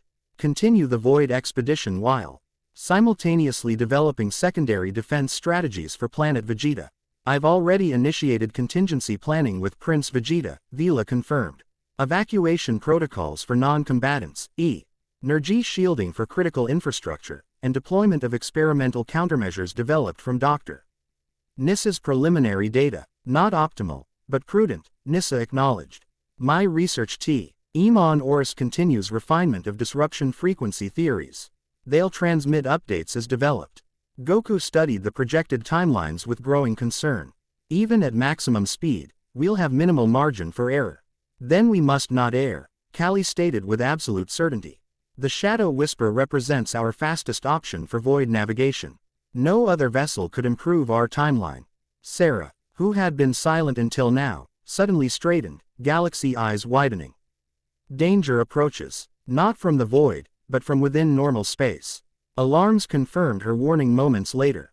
Multiple vessels detected on intercept course, announced the tactical officer. Energy signatures match those recorded during the Oris engagement. The entities found us, Azura realized. But how? We're using stealth systems. They're not tracking conventional emissions, Nissa theorized, consulting her instruments. They appear to follow residual energy signatures from our previous encounter, essentially tracking our specific life energy patterns. Tactical options, Frieza demanded. We cannot afford engagement, Kali decided immediately. Any delay compromises mission viability. Evasion protocols. The Shadow Whisper abruptly changed vector, its specialized drives performing maneuvers impossible for conventional vessels. The pursuing entities adjusted course with unsettling precision. They anticipate our movements, observed the navigation officer. Standard evasion patterns proving ineffective. Then we abandon standard patterns, Kali replied. She moved to the navigation console, inputting commands personally. Shadow Protocol Epsilon. The ship's lighting dimmed to near darkness as power diverted to specialized systems. Through the viewports, they watched as a strange field enveloped the vessel, not the conventional shimmer of shields, but a visual distortion that bent light around them. Dimensional displacement, Nissa whispered, fascinated despite the danger. You're partially shifting the ship between dimensional planes. A technology adapted from void phenomena, Kali confirmed. Limited duration, but effective for evasion. The pursuing vessels fell behind as the Shadow Whisper became increasingly difficult to track, their sensors unable to lock onto something existing partially outside conventional reality. After tense minutes, The tactical officer confirmed they had broken pursuit. Impressive capability, Frieza acknowledged. Though I question why such technology hasn't been shared with Imperial Defense Forces. Void-derived technologies prove unpredictable in mass deployment. Kali replied smoothly. The Shadow Corps prioritizes reliable application over widespread implementation. The diplomatic answer barely concealed the obvious truth. Specialized knowledge represented power within Imperial hierarchy. The Shadow Corps maintained its influence partly through technological advantages kept from the military mainstream. We should resume course for the Void Boundary, Goku suggested, redirecting the conversation from potentially contentious territory. This encounter confirms the entities can track us through conventional space. Our best option remains retrieving the artifact quickly. As the meeting dispersed, Nissa approached Goku with barely contained scientific excitement. The dimensional displacement technology is fascinating. If we could adapt similar principles to planetary scale, we might develop effective defenses against the entities without requiring the artifact. Can you reverse engineer the system? Goku asked. With sufficient data and time. Potentially. Her silver eyes gleamed with intellectual challenge. Though I suspect our Shadow Corps host would not appreciate such efforts. Focus on theoretical applications rather than direct examination of their systems, Goku advised. Kali tolerates scientific inquiry only when it serves immediate mission parameters. Noted. Nissa hesitated before adding, your relationship with these various factions is complex. You navigate Imperial politics with surprising adaptability for someone with your straightforward reputation. Goku smiled ruefully. Decades of friendship with Frieza provides extensive education in political survival. Though I still prefer direct approaches when possible. I've observed that preference, Nissa admitted. It's refreshingly efficient compared to the circumlocution typical of Imperial discourse. She adjusted her instruments awkwardly. I find your cognitive patterns fascinating, intuitive leaps that bypass conventional analytical processes yet arrive at optimal conclusions. Realizing this constituted a compliment in her scientifically oriented worldview, Goku inclined his head. Thank you. I find your analytical approach equally impressive, seeing patterns where others perceive only chaos. A slight darkening of her copper skin suggested embarrassment at the returned praise. We approach problems from opposite directions yet often reach compatible conclusions. Statistically improbable but empirically demonstrated. Before their conversation could continue, Frieza appeared at the doorway. Goku, a moment. They moved to a more private area, Frieza's expression unusually serious. Our Orusian scientist appears quite taken with you. Doctor. Nissa is interested in Saiyan energy manipulation, Goku corrected. Though not entirely convinced of his own explanation. Among other Saiyan attributes, apparently. Frieza's tone carried subtle amusement. Your tendency to attract diverse admirers continues unabated. We have more important concerns than personal relationships, Goku deflected. Perhaps. Though relationships often determine outcomes in critical moments. Frieza's expression grew more serious. The entity's ability to track us suggests they possess greater intelligence than initially assumed. Their interest appears specifically focused on you and me. We registered the highest T-energy outputs during the Horus engagement, Goku acknowledged. Natural targets for energy-consuming beings. Or they recognize a specific threat we pose. Frieza's tail swished thoughtfully. Oracle's comments regarding your altered path, and our friendship-changing destiny may have greater significance than cosmic philosophy. Goku considered this possibility. You believe our alliance specifically threatens them somehow. I believe coincidences rarely exist at cosmic scale, Frieza replied. The timing of their emergence, their specific targeting patterns, the prophecies, all converging around us specifically. Before they could explore this theory further, the ship shuddered slightly, artificial gravity fluctuating momentarily. We've reached the void boundary, announced Cal. I's voice through the communication system. All personnel secure for transition. Standard physics becomes advisory rather than mandatory beyond this point. Through the viewports, they could see the distinct boundary where normal space seemed to end. Not darkness exactly, but an absence that defied conventional perception. Stars visible on one side simply ceased to exist on the other, replaced by shifting patterns of not quite light that human minds struggled to interpret. As the shadow whisper crossed this threshold, reality itself seemed to flicker around them. Solid objects momentarily appeared transparent. Gravity shifted direction unpredictably, and time itself stretched and compressed in subjective experience. Void adaptation systems functioning within parameters, reported an Ophic. Whose voice seemed to arrive both before and after the words were spoken. Reality stabilization at 70% and holding. Goku felt the change immediately, not just in his surroundings but within himself. His ki, normally a constant presence flowing through and around him, now pulsed with erratic rhythm, sometimes sluggish, other times hyperactive. Maintaining precise control required continuous adjustment. Fascinating, Nissa murmured nearby, her instruments displaying incomprehensible readings. Fundamental constants are in flux.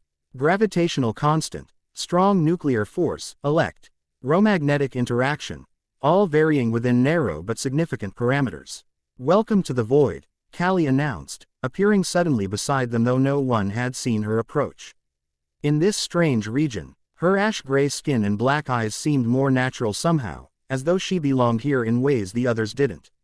Where reality becomes negotiable rather than absolute. How long until we reach the artifact coordinates? Frieza asked, his voice sounding slightly distorted. Time becomes flexible here, Callie replied. By ship's chronometers, approximately 3 days. By subjective experience, potentially longer or shorter. The void stretches perception, Sarah explained, gliding forward. Unlike the others, the Oracle showed no signs of discomfort in the strange environment. What exists here has always existed. What happens here has always happened. Linear progression is merely one possible interpretation. Philosophical interpretations aside, Azura interjected practically. Can we still defend ourselves if those entities follow us here? The void affects them as it affects us, Callie assured her. Their advantages in normal space diminish here. Different rules apply. What rules exactly? Goku asked. Callie's expression might have been a smile or a grimace. That's the fundamental question, isn't it? The void doesn't eliminate rules, it makes them mutable, responsive to consciousness itself. Belief shapes reality here more directly than in normal space. Quantum observer effect magnified to macro scale, Nissa translated. Consciousness influences probability collapse more directly. Which means what you expect to happen influences what does happen, Goku simplified further. Precisely. Callie's black eyes studied him with renewed interest. Your intuitive understanding continues to impress. Saiyan. As the others dispersed to their duties, adapting to the strange new environment, Sarah remained with Goku, watching him with her galaxy eyes. You feel it already, she observed. The void's resonance with your particular energy signature. It's strange, Goku admitted. Like my power is both stronger and less reliable simultaneously. Because here, will matters more than technique. Intention overcomes limitation. Sarah's voice took on additional harmonic overtones, as though multiple versions of herself spoke simultaneously. The void recognizes what you are, Son Goku. Across all potential timelines, the nexus point where possibilities converge. You keep saying that, but I don't understand what it means, Goku admitted. Understanding comes when needed, not when desired. The Oracle replied cryptically. But know this, when we reach the prism, you must be prepared to see truths about yourself and others that normal space allows you to ignore. With that enigmatic warning, Sarah glided away, leaving Goku contemplating the shifting not quite reality visible through the viewport. The void stretched before them, vast, incomprehensible, and filled with impossible dangers. Yet somewhere within it lay their one hope against the encroaching interdimensional threat. 3 subjective days of navigating the indescribable lay ahead, 3 days during which reality itself would test the bonds between them and the strength within them. As Callie had warned, the void revealed true natures, stripped away pretense, and forced confrontation with fundamental truths. What would it reveal about each of them before their journey's end? Chapter 3. Beyond the Veil of Stars. The shadow whisper drifted through realms where physics surrendered to poetry. Outside the viewports, space itself folded into impossible geometries, stars elongated into threads of light before collapsing into hyperdense points, only to bloom again as fractal patterns of energy. Colors existed that had no names, occupying spectrums beyond conventional perception. Within the vessel, reality maintained a fragile stability. The biomimetic hull continuously adapted to void conditions, its composition shifting at the molecular level to resist the chaotic forces outside. 3 shipboard days had passed according to chronometers, though subjective experience varied wildly among the crew.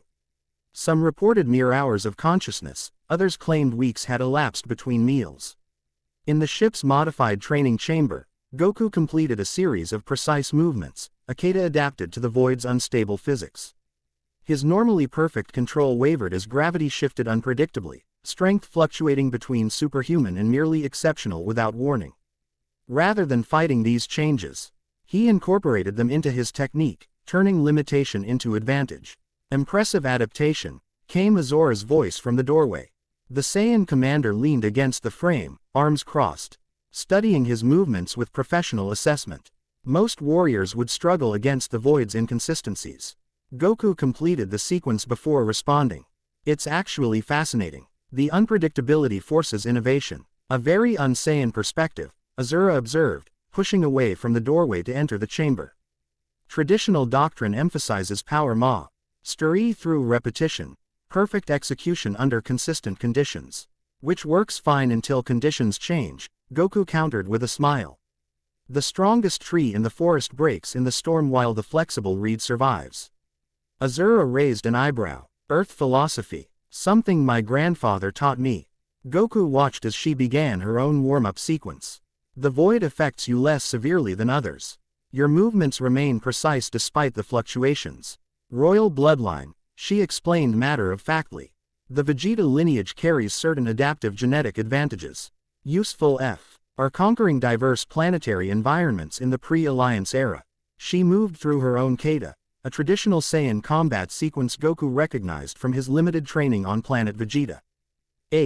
Execution maintained ruthless precision despite the chamber's unstable conditions. You've mastered the traditional forms, Goku noted admiringly.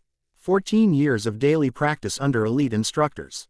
Pride colored her voice. Though watching you, I see limitations in our approach.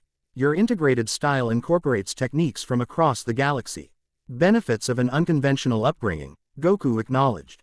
Earth martial arts, Saiyan power techniques, even some of Frieza's precision methods. Azura completed her sequence before turning to face him directly. Spar with me. The request caught Goku momentarily off guard. Here, the void's effects make power control unpredictable.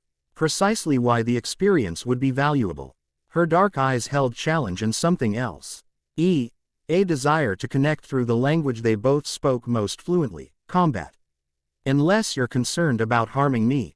Goku recognized the subtle test beneath her question.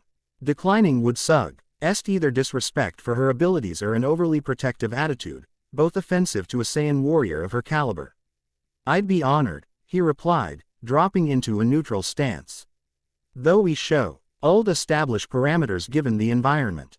No energy projection, no transformations, Azura suggested, taking her own stance. Pure physical technique. First to 3 submission points wins. They circled each other, assessing. Despite her formal military bearing outside the training room, here Azura moved with predatory fluidity, the disciplined commander giving way to the Saiyan warrior beneath.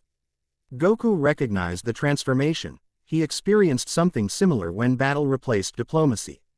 Azura struck first, a lightning-fast combination aimed at pressure points rather than brute damage.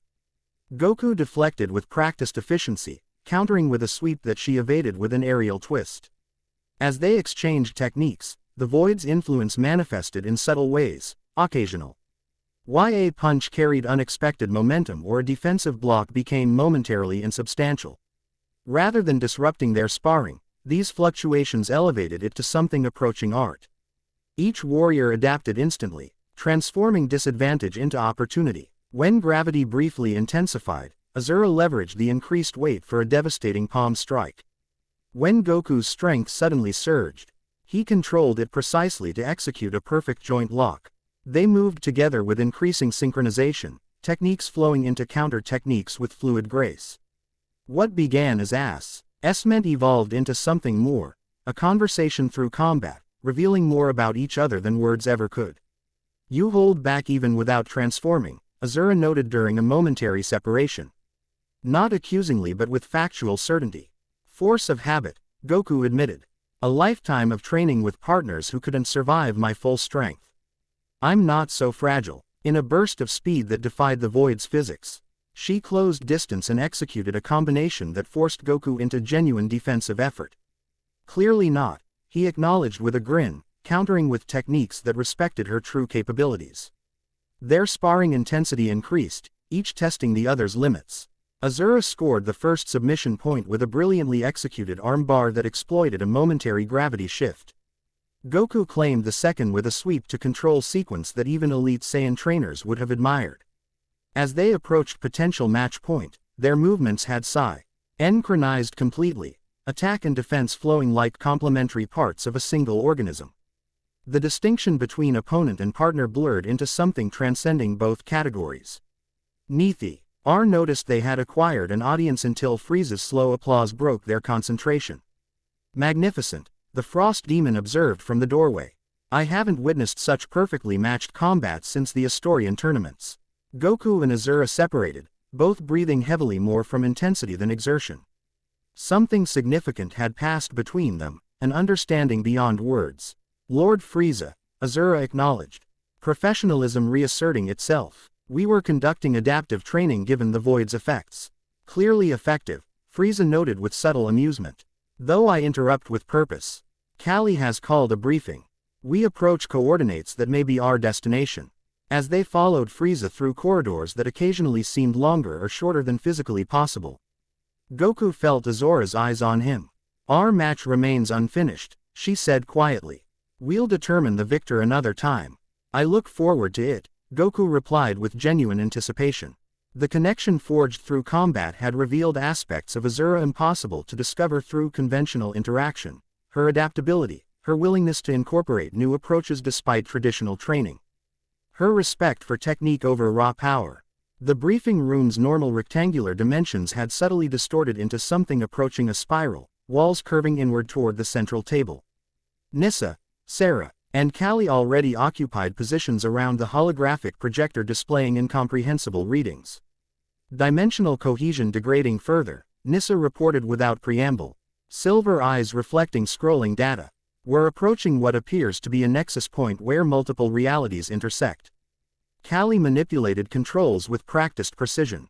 Sensors detect a structure, or something approximating structure, at these coordinates. The holographic display shifted to show a floating mass of crystalline material arranged in patterns defying Euclidean geometry.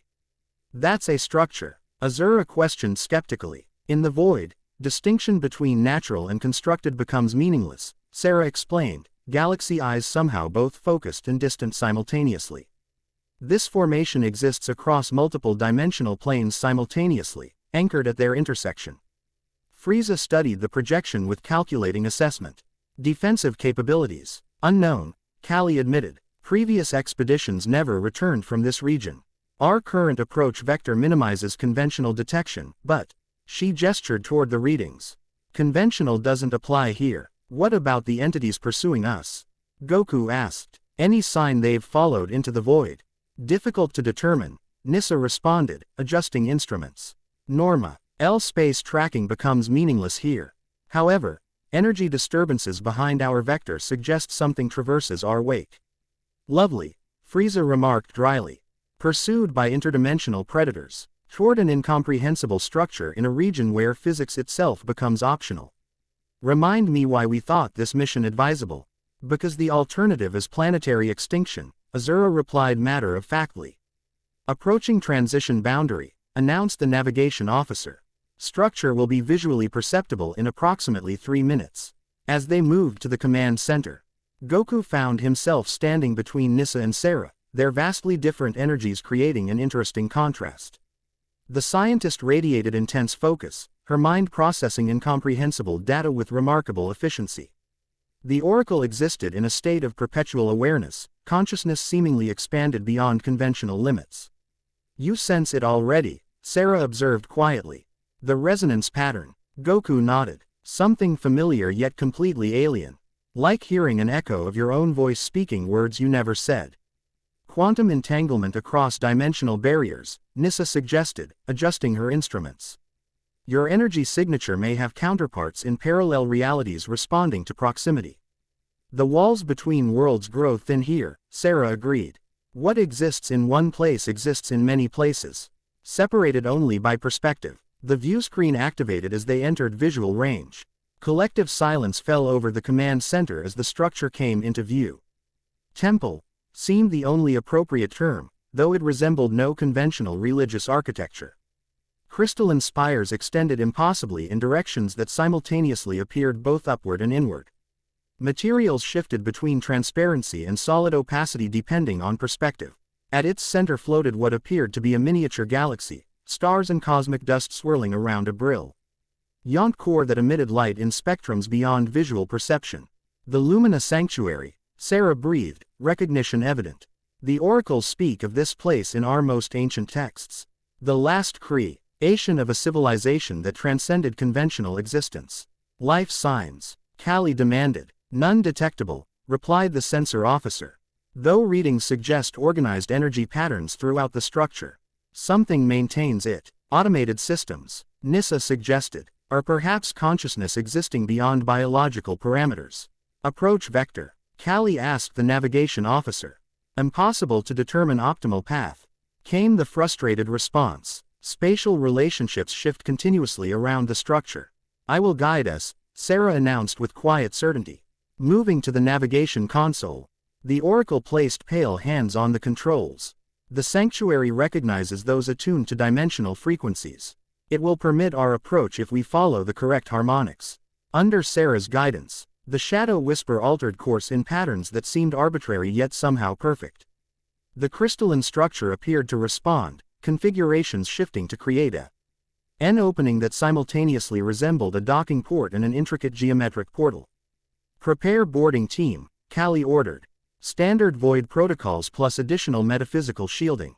Metaphysical shielding, Azura questioned. Protection against consciousness alteration, Callie explained, retrieving specialized equipment from a secured compartment. The void influences thought patterns. This structure may amplify such effects. The boarding party assembled at the airlock. Goku, Frieza, Azura, Nissa, Sarah, and Callie, each equipped with specialized void suits. Unlike conventional space gear, these incorporated technology and materials specifically designed for void conditions. Most striking were the helmets, which incorporated crystalline elements that shifted color in response to external reality fluctuations. The suits provide limited protection against dimensional instability, Callie instructed. Stay within visual range of each other. Maintain communication at 30-second intervals. If perception differs between team members, default to majority consensus. What exactly are we looking for? Azura asked, checking her equipment with military precision. The Nexus prism should be at the sanctuary's core, Sarah explained, though core represents a conceptual rather than spatial designation here. Meaning, Frieza prompted impatiently. The center exists where consciousness perceives it, Sarah clarified. Which clarified nothing. Goku intervened before frustration mounted further. We'll recognize it when we find it. Everyone stay alert and adaptable. The airlock cycled open to reveal nothing. Not darkness or emptiness, but an absence of definable space. Each team member experienced the moment differently. Goku perceived an endless dojo with infinite training opponents. Frieza saw administrative chambers where cosmic power balanced on bureaucratic decision points. Azura confronted battlefield scenarios across countless worlds. Nissa faced libraries containing knowledge beyond comprehension. Sarah witnessed overlapping timelines converging and diverging in endless variation, and Callie encountered shadow realms where concepts like existence became negotiable. Stay focused. Callie's voice cut through the individualized perceptions. The sanctuary creates subjective reality tunnels. Find common reference points. Gradually, shared perception established itself. They stood on a crystalline pathway suspended within the massive structure. Surrounding them, the miniature galaxy continued its eternal rotation, stars pulsing with intelligent rhythm. Remarkable construction, Nissa murmured, instruments recording everything. The materials exist in quantum superposition, simultaneously solid and energy. Which way? Goku asked Sarah, whose Galax? Why eyes seemed perfectly at home in this impossible place. The oracle turned slowly, sensing rather than seeing. The resonance grows stronger in that direction. She indicated a pathway that appeared to curve both inward and downward simultaneously. As they proceeded, reality's already tentative consistency further deteriorated. Gravity shifted orientation randomly. Matter temporarily transmuted into energy before reforming. Most disturbingly, time progression became inconsistent. Sometimes Frieza completed a sentence before beginning it, or Azura responded to questions not yet asked. The sanctuary exists partially outside temporal linearity, Sarah explained, untroubled by phenomena that disturbed the others. Past, present, and future represent spatial rather than temporal relationships here. Fascinating theoretically, Frieza remarked as his left arm briefly phased through a crystalline column. Less appealing experientially, they continued deeper into the structure, navigating pathways that reconfigured themselves constantly. Occasionally, they glimpsed movement at the periphery of vision, suggestions of presence that vanished when directly observed. "We're not alone," Azura stated flatly.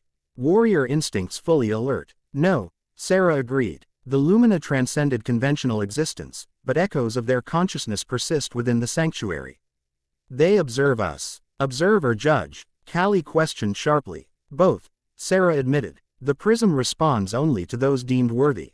The pathway terminated at a vast chamber that defied sensible description. The walls, if such linear terms applied, curved through dimensional barriers, simultaneously enclosing the space while opening to infinite cosmos.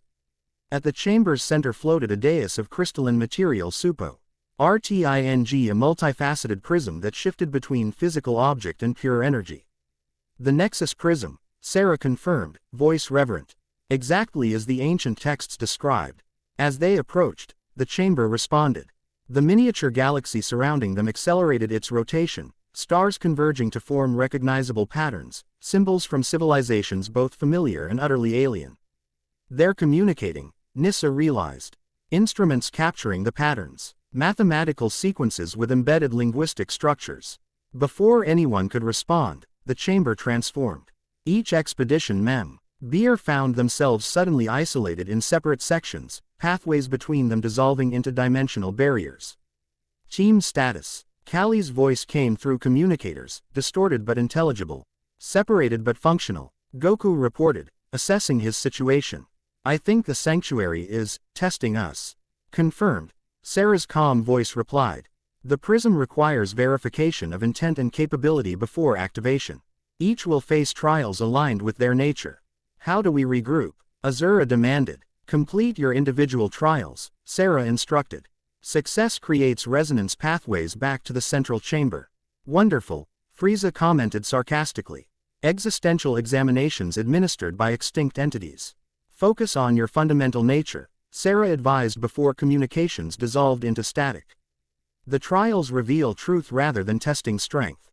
Isolated in his section, Goku found himself in an environment resembling a traditional dojo, though construed from the same crystalline material as the sanctuary. Before him stood a figure that shifted between forms, sometimes appearing as his grandfather, other times as King Vegeta, occasionally as Frieza, and briefly as each of the women from the expedition. "You seek the prism's power," the figure stated in a voice combining all those it represented. "For what purpose?" "To protect worlds from the interdimensional entities." Goku answered honestly. "Protection requires power," the figure noted. "Power corrupts intention." "Not necessarily," Goku countered. "Power is neutral. Purpose determines its effect." The figure shifted, becoming a perfect replica of Goku himself. "And your purpose?" "The Saiyan nature craves battle, dominance, conquest. You have subdued these instincts but not eliminated them." "I don't try to eliminate them," Goku corrected. "I channel them toward growth rather than destruction." "Strength without compassion becomes merely force without meaning." "Pretty philosophy," his doppelganger noted skeptically. "Yet you maintain relationships with beings whose hands drip with the blood of billions. The frost demon who would have exterminated your race. The assassin who ended civilizations on imperial command.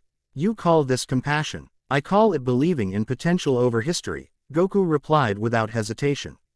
"Every being can choose a different path forward, regardless of their past." "Noble sentiment." The figure circled him critically.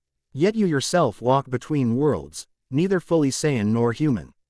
Neither diplomat nor warrior, but something undefined. Your relationships reflect this ambiguity: connection without commitment, attraction without resolution. Goku recognized the accusation's partial truth.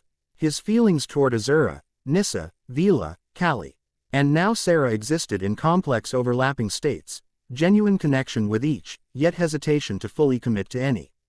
"I'm still finding my path," he acknowledged. But indecision about Perso. Null relationships doesn't diminish commitment to protecting those who cannot protect themselves. "Prove this commitment," the figure challenged, suddenly attacking with perfect replication of Goku's own techniques.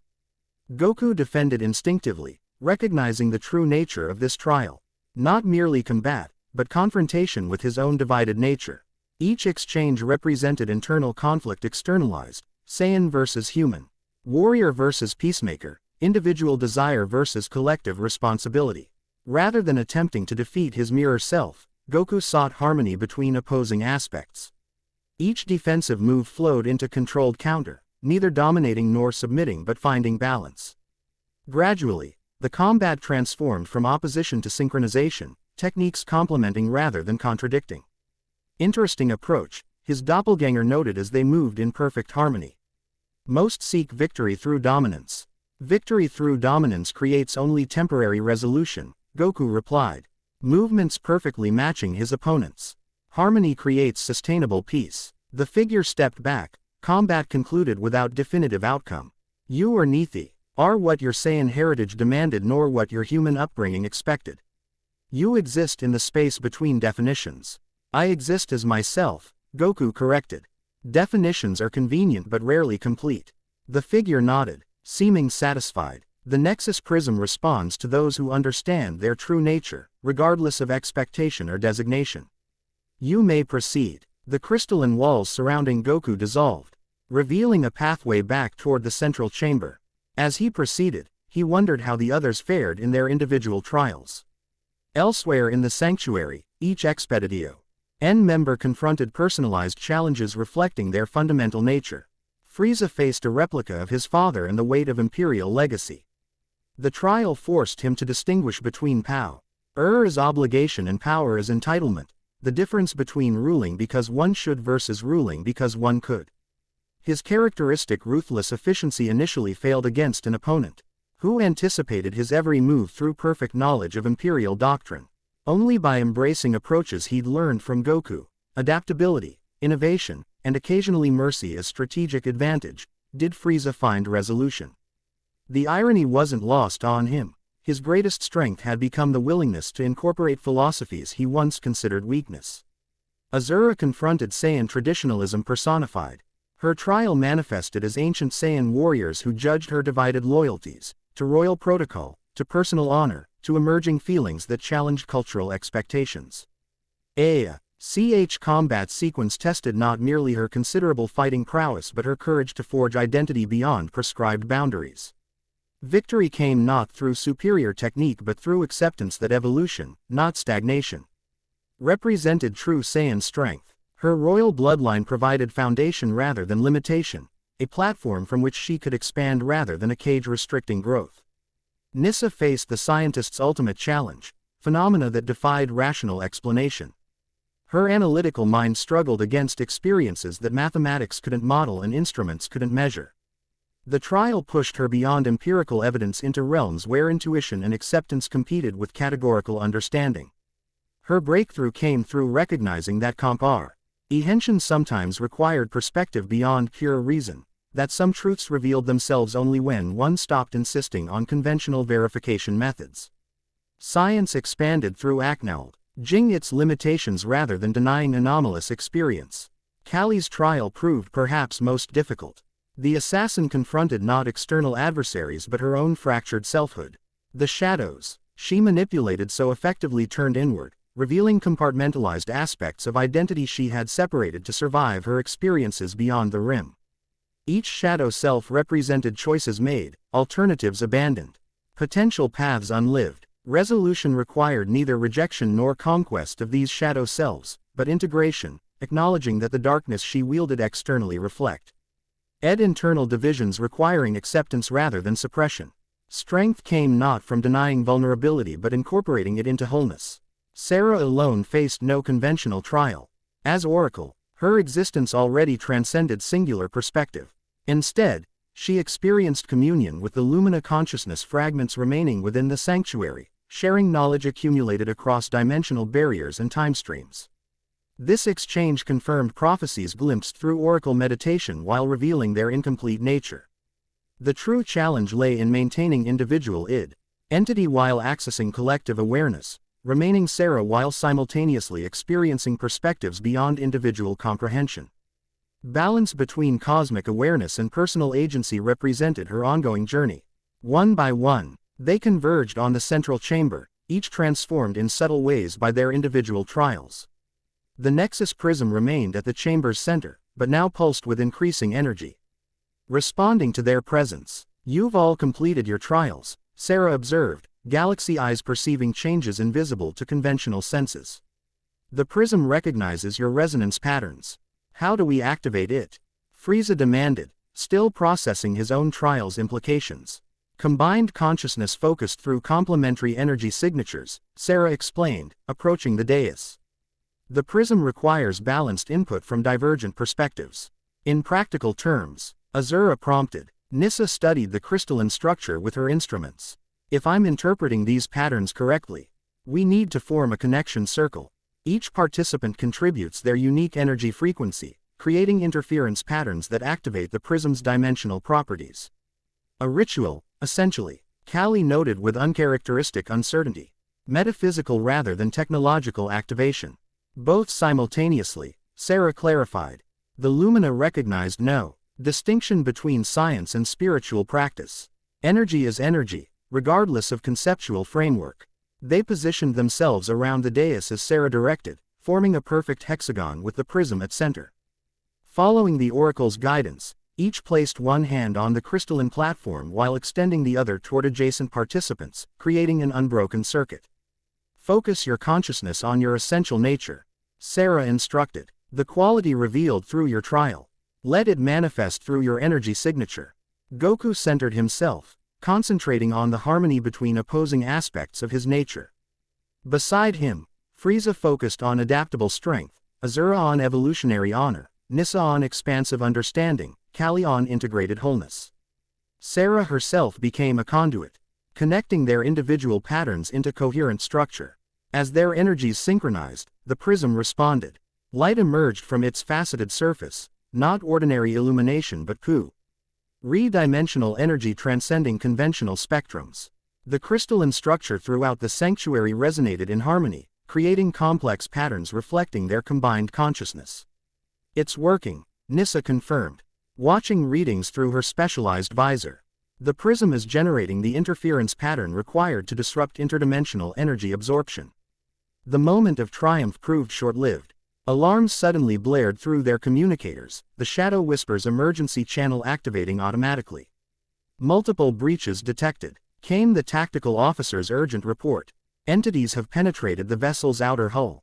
Internal defenses engaging, but we're experiencing systematic failure of containment protocols." "They followed us," Azura realized grimly. "Used our expedition as guide through the void. We need to complete the activation sequence and return to the ship immediately," Frieza stated, tactical mind assessing priorities. "Removing the prism prematurely will destabilize the entire sanctuary," Sarah warned. "The activation process requires complete dimensional anchoring before transportation." "How long?" Callie demanded. "Approximately. Immediately 20 minutes at current progression rate," Nissa calculated, monitoring the energy patterns. "The Shadow Whisper won't last 20 minutes against direct internal assault," Callie stated flatly. "Those entities specifically evolved to breach dimensional barriers." Goku made his decision instantly. "Frieza, you and Azura return to the ship. Defend the crew and maintain our escape vector. Nissa, Sarah and Callie will continue the prism activation with me." "Splitting our forces is tactically unsound," Azura objected immediately. "Maintaining our only transportation option is strategically essential," Goku countered. "You and Frieza represent our most combat-effective team against these specific entities." Frieza studied Goku briefly before nodding. "He's right. Our combined physical Bat capabilities provide optimal defense until the prism activates. Reluctantly, Azura acknowledged the logic. We'll establish defensive perimeter and prepare for immediate extraction once you've completed activation. As Frieza and Azura departed toward the docking connection, Goku turned to the remaining team. We need to accelerate this process if possible. Intensified energy input might reduce activation time, Nissa suggested.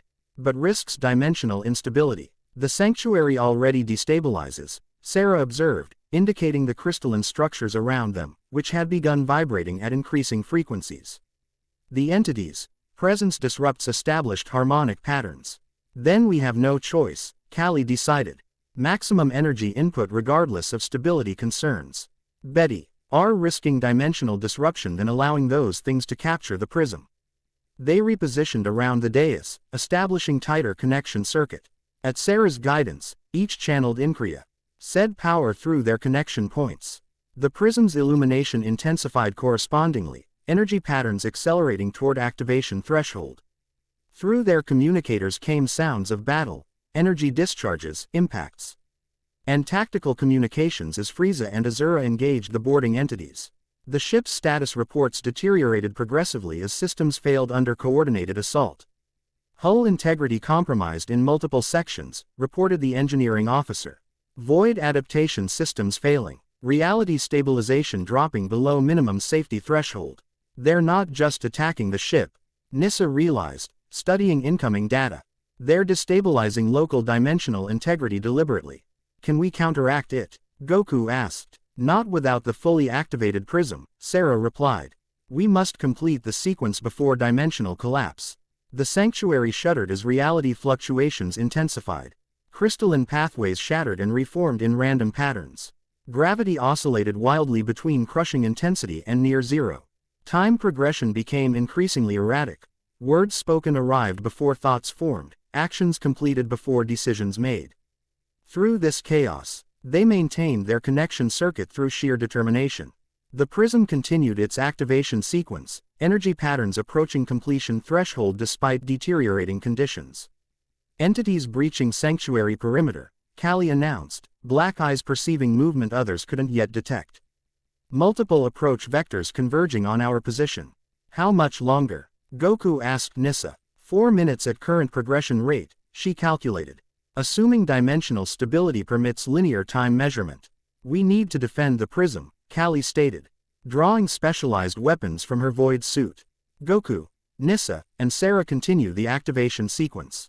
All establish defensive perimeter. Alone against multiple entities. Goku questioned. Too dangerous. The void augments my particular capabilities, Callie replied with grim confidence.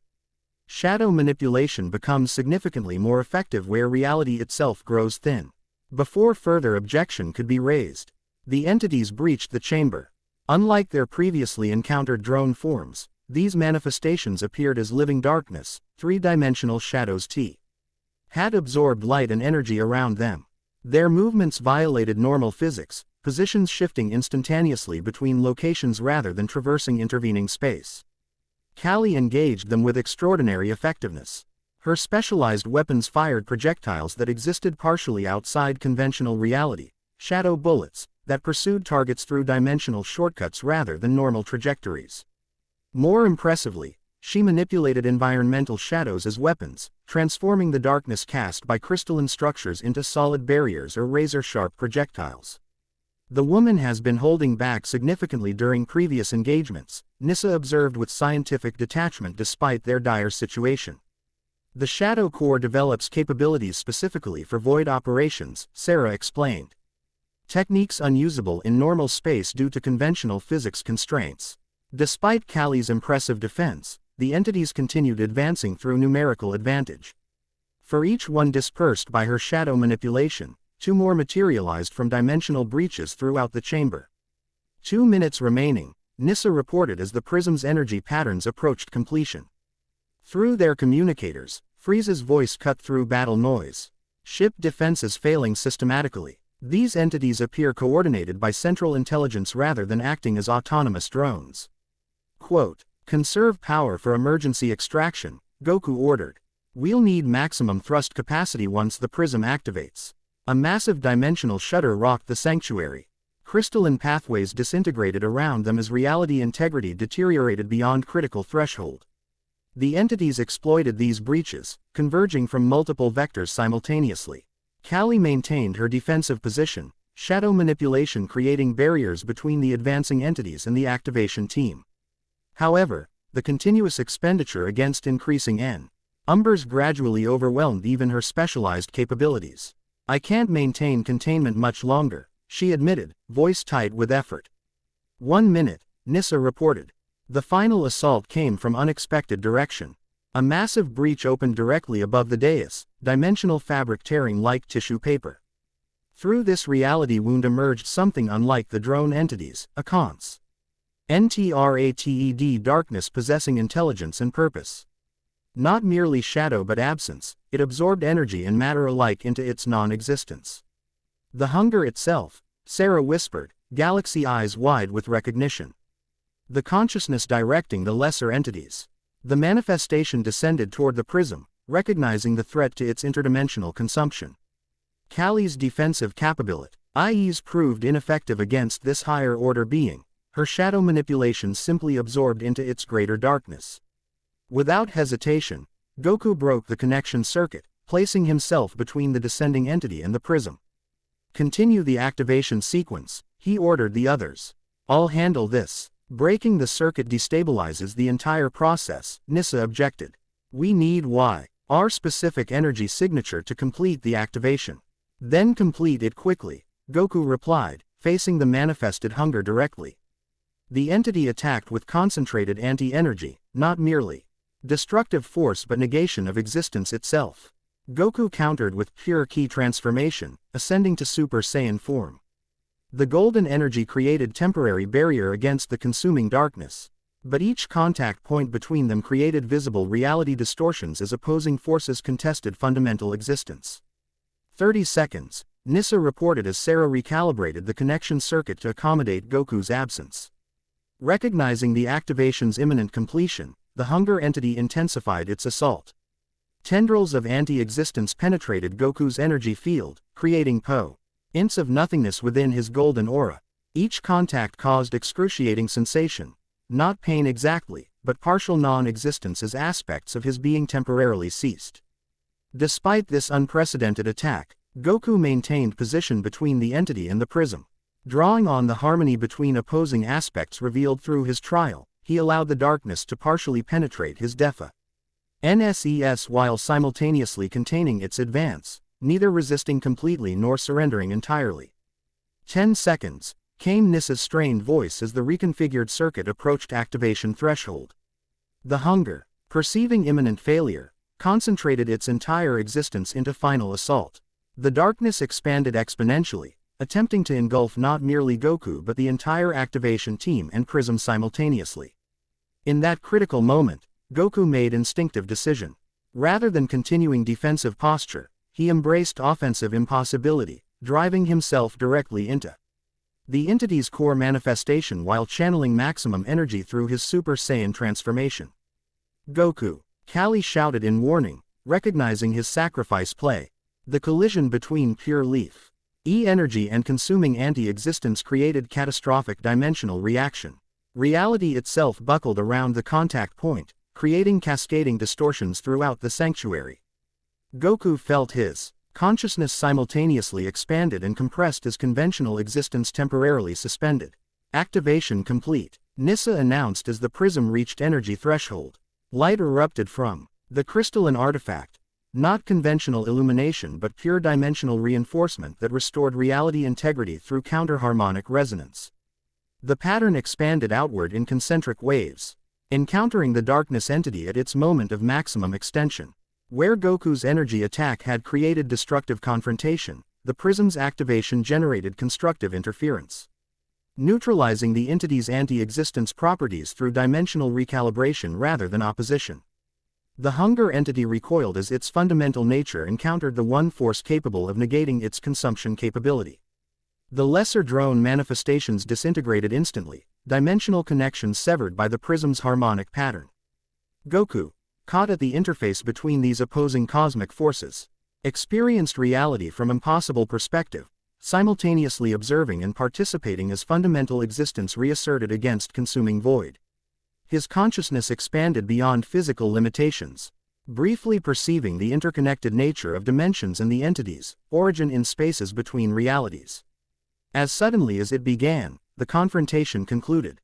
The prism's activation sequence completed, establishing stable harmonic pattern that reinforced dimensional integrity throughout local space. The hunger entity retreated through rapidly closing breaches, its consumption capability neutralized within the reinforced reality zone.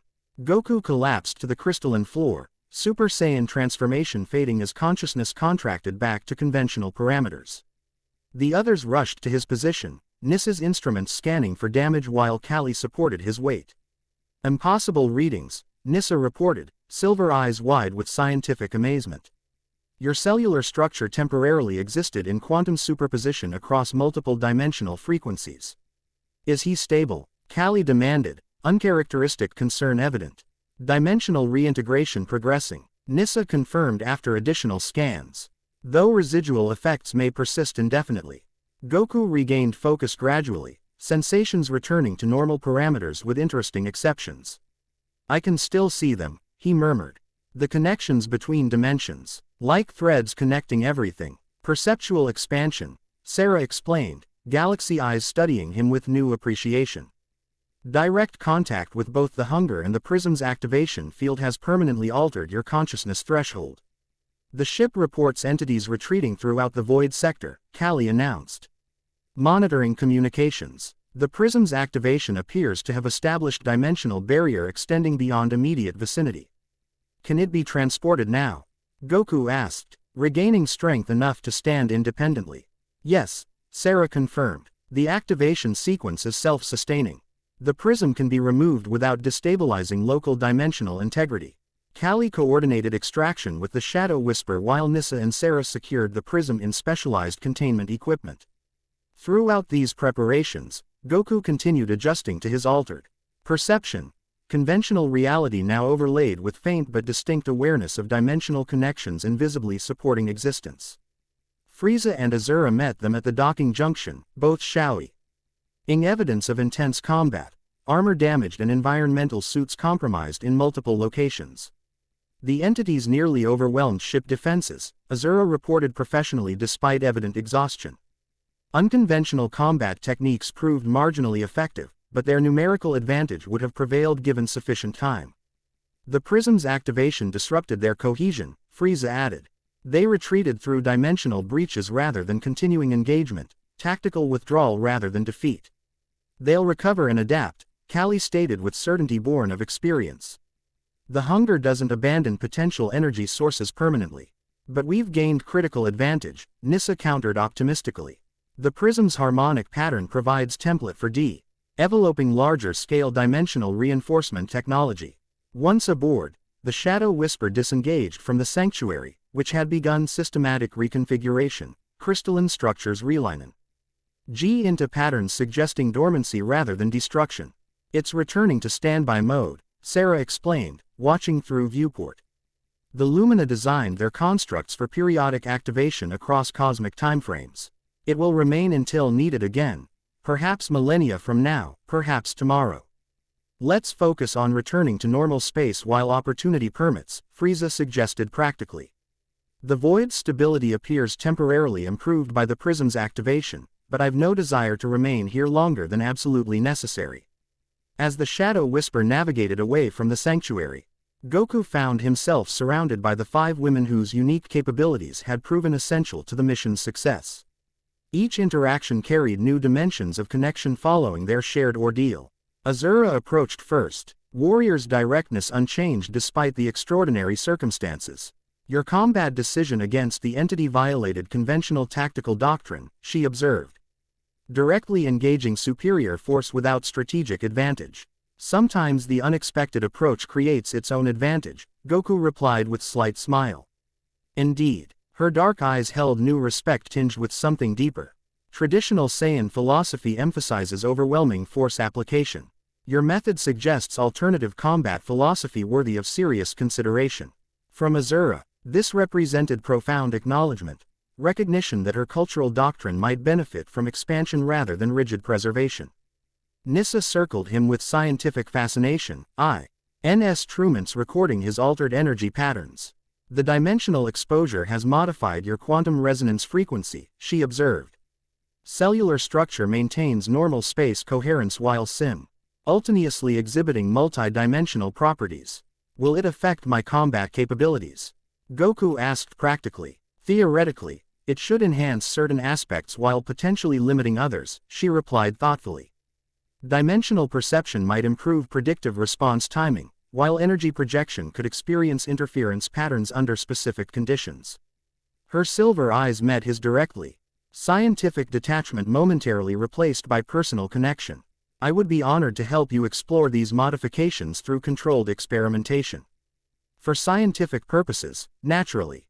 The slight darkening of her copper skin suggested additional motivations beyond pure research interest. Callie maintained greater physical distance but studied him with undisguised reassessment. Your willingness to sacrifice contradicts my understanding of Saiyan preservation instinct, she noted clinically. The Shadow Core profiles your species as fundamentally self-interested despite warrior culture rhetoric. Profiles can miss individual variations, Goku suggested. Clearly, her black eyes revealed nothing, yet somehow conveyed recalibration of internal assessment. The void reveals true natures rather than projected personas. What it revealed about you. She paused, seemingly uncharacteristically uncertain. Requires further consideration. Coming from me, one who calculated every interaction with assassin's precision, this admission of reassessment represented significant shift. Sarah approached with the ethereal movement that seemed to traverse space, without fully engaging physical reality. The dimensional exposure has expanded your consciousness threshold, she observed, galaxy eyes perceiving changes invisible to others. You perceive connecti-on patterns now, the threads binding reality together. Not clearly, Goku admitted. More like awareness without complete comprehension. Understanding develops gradually, Sarah assured him. The ACLE Collective would welcome opportunity to guide your perceptual integration, should you desire assistance. The invitation carried implications beyond professional interest, connection possibilities previously unanticipated by either. As they approached the void boundary, Frieza joined Goku at the viewport, observing these interactions with calculated assessment. Your tendency to attract divers. Admirers continues unabated despite interdimensional crises, he noted with dry amusement. Perhaps a previously unclassified Saiyan ability. Not intentionally cultivated, Goku replied honestly. Yet consistently manifested. Frieza studied the prism, now secured in specialized containment nearby. This mission has altered equilibrium in ways extending beyond immediate tactical considerations. Political implications will reverberate throughout imperial hierarchy. The entities retreated but weren't destroyed, Goku acknowledged, understanding Frieza's concern. And the prism represents or beyond conventional imperial technology. Precisely. My father will recognize both opportunity and threat in equal measure. Frieza's expression suggested complex calculations regarding future positioning. The balance we've maintained for decades faces potential disruption. Or potential evolution, Goku countered optimistically. Crisis creates opportunity for positive change alongside danger. Your persistent optimism remains either your greatest strength or most significant limitation, Frieza observed without judgment. Though I admit historical evidence occasionally supports your perspective. Their return transit through the void proceeded with remarkable stability compared to their inbound journey. The prism's activation had temporarily reinforced dimensional integrity throughout the region, allowing more conventional physics operation than typically possible. Navigation proceeded along predictable vectors, and time maintained reasonably consistent progression. As they approached the boundary between void and normal space, communications channels reactivated with accumulated messages from Imperial Command. Most pressing came direct transmission from Vila on Asteria Station. Critical situation developing, her image reported through occasional static. Entities have accelerated approach to Saiyan space. Planet Vegeta reports preliminary incursions already occurring. King Vegeta has ordered full military mobilization, but conventional defenses prove minimally effective. Transmission timestamp, Callie demanded. 38 hours ago, accounting for void time dilation. Replied the communications officer after calculations. Maximum speed to Saiyan space, Frieza ordered immediately. Prepare the prism for deployment upon arrival. Will the prism's effect extend to planetary scale? Azura questioned with professional concern for her homeworld. Theoretical models suggest exponential expansion in normal space conditions, Nissa replied, though her expression conveyed scientific uncertainty. However, deployment mechanics require modification for macro-scale application. Meaning, Goku prompted, we need amplification system to extend the prism's dimensional reinforcement pattern across planetary parameters, Nissa clarified.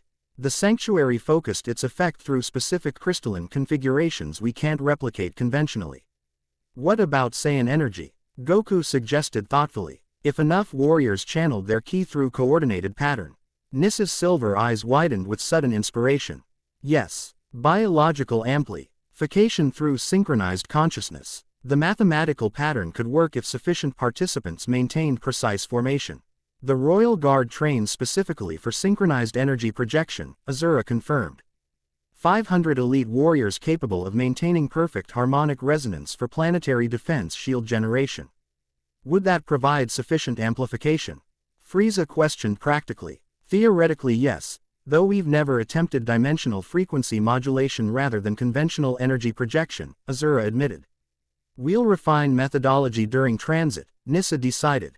Already calculating requirements. If we integrate the Shadow Whisper's void adaptation systems as intermediate processing matrix. As they crossed the boundary into normal space, reality reasserted conventional parameters around them. Stars resumed recognizable patterns, gravity stabilized to consistent values, and time progression returned to linear experience. For Goku, however, the newfound dimensional perception remained. Subtler than within the void but persistently present, an additional sense revealing connections normally invisible. The Shadow Whisper's exceptional propulsion capabilities, combined with Frieza's emergency authorization codes, allowed unprecedented transit speed toward Saiyan space. Even so, the journey required 72 hours, NTY 2 hours during which planet Vegeta faced escalating interdimensional assault without the prism's protection. Throughout transit, they prepared. Nissa and Sarah collaborated on adaptation protocols, converting the prism's natural dimensional resonance into patterns transferable through biological energy projection.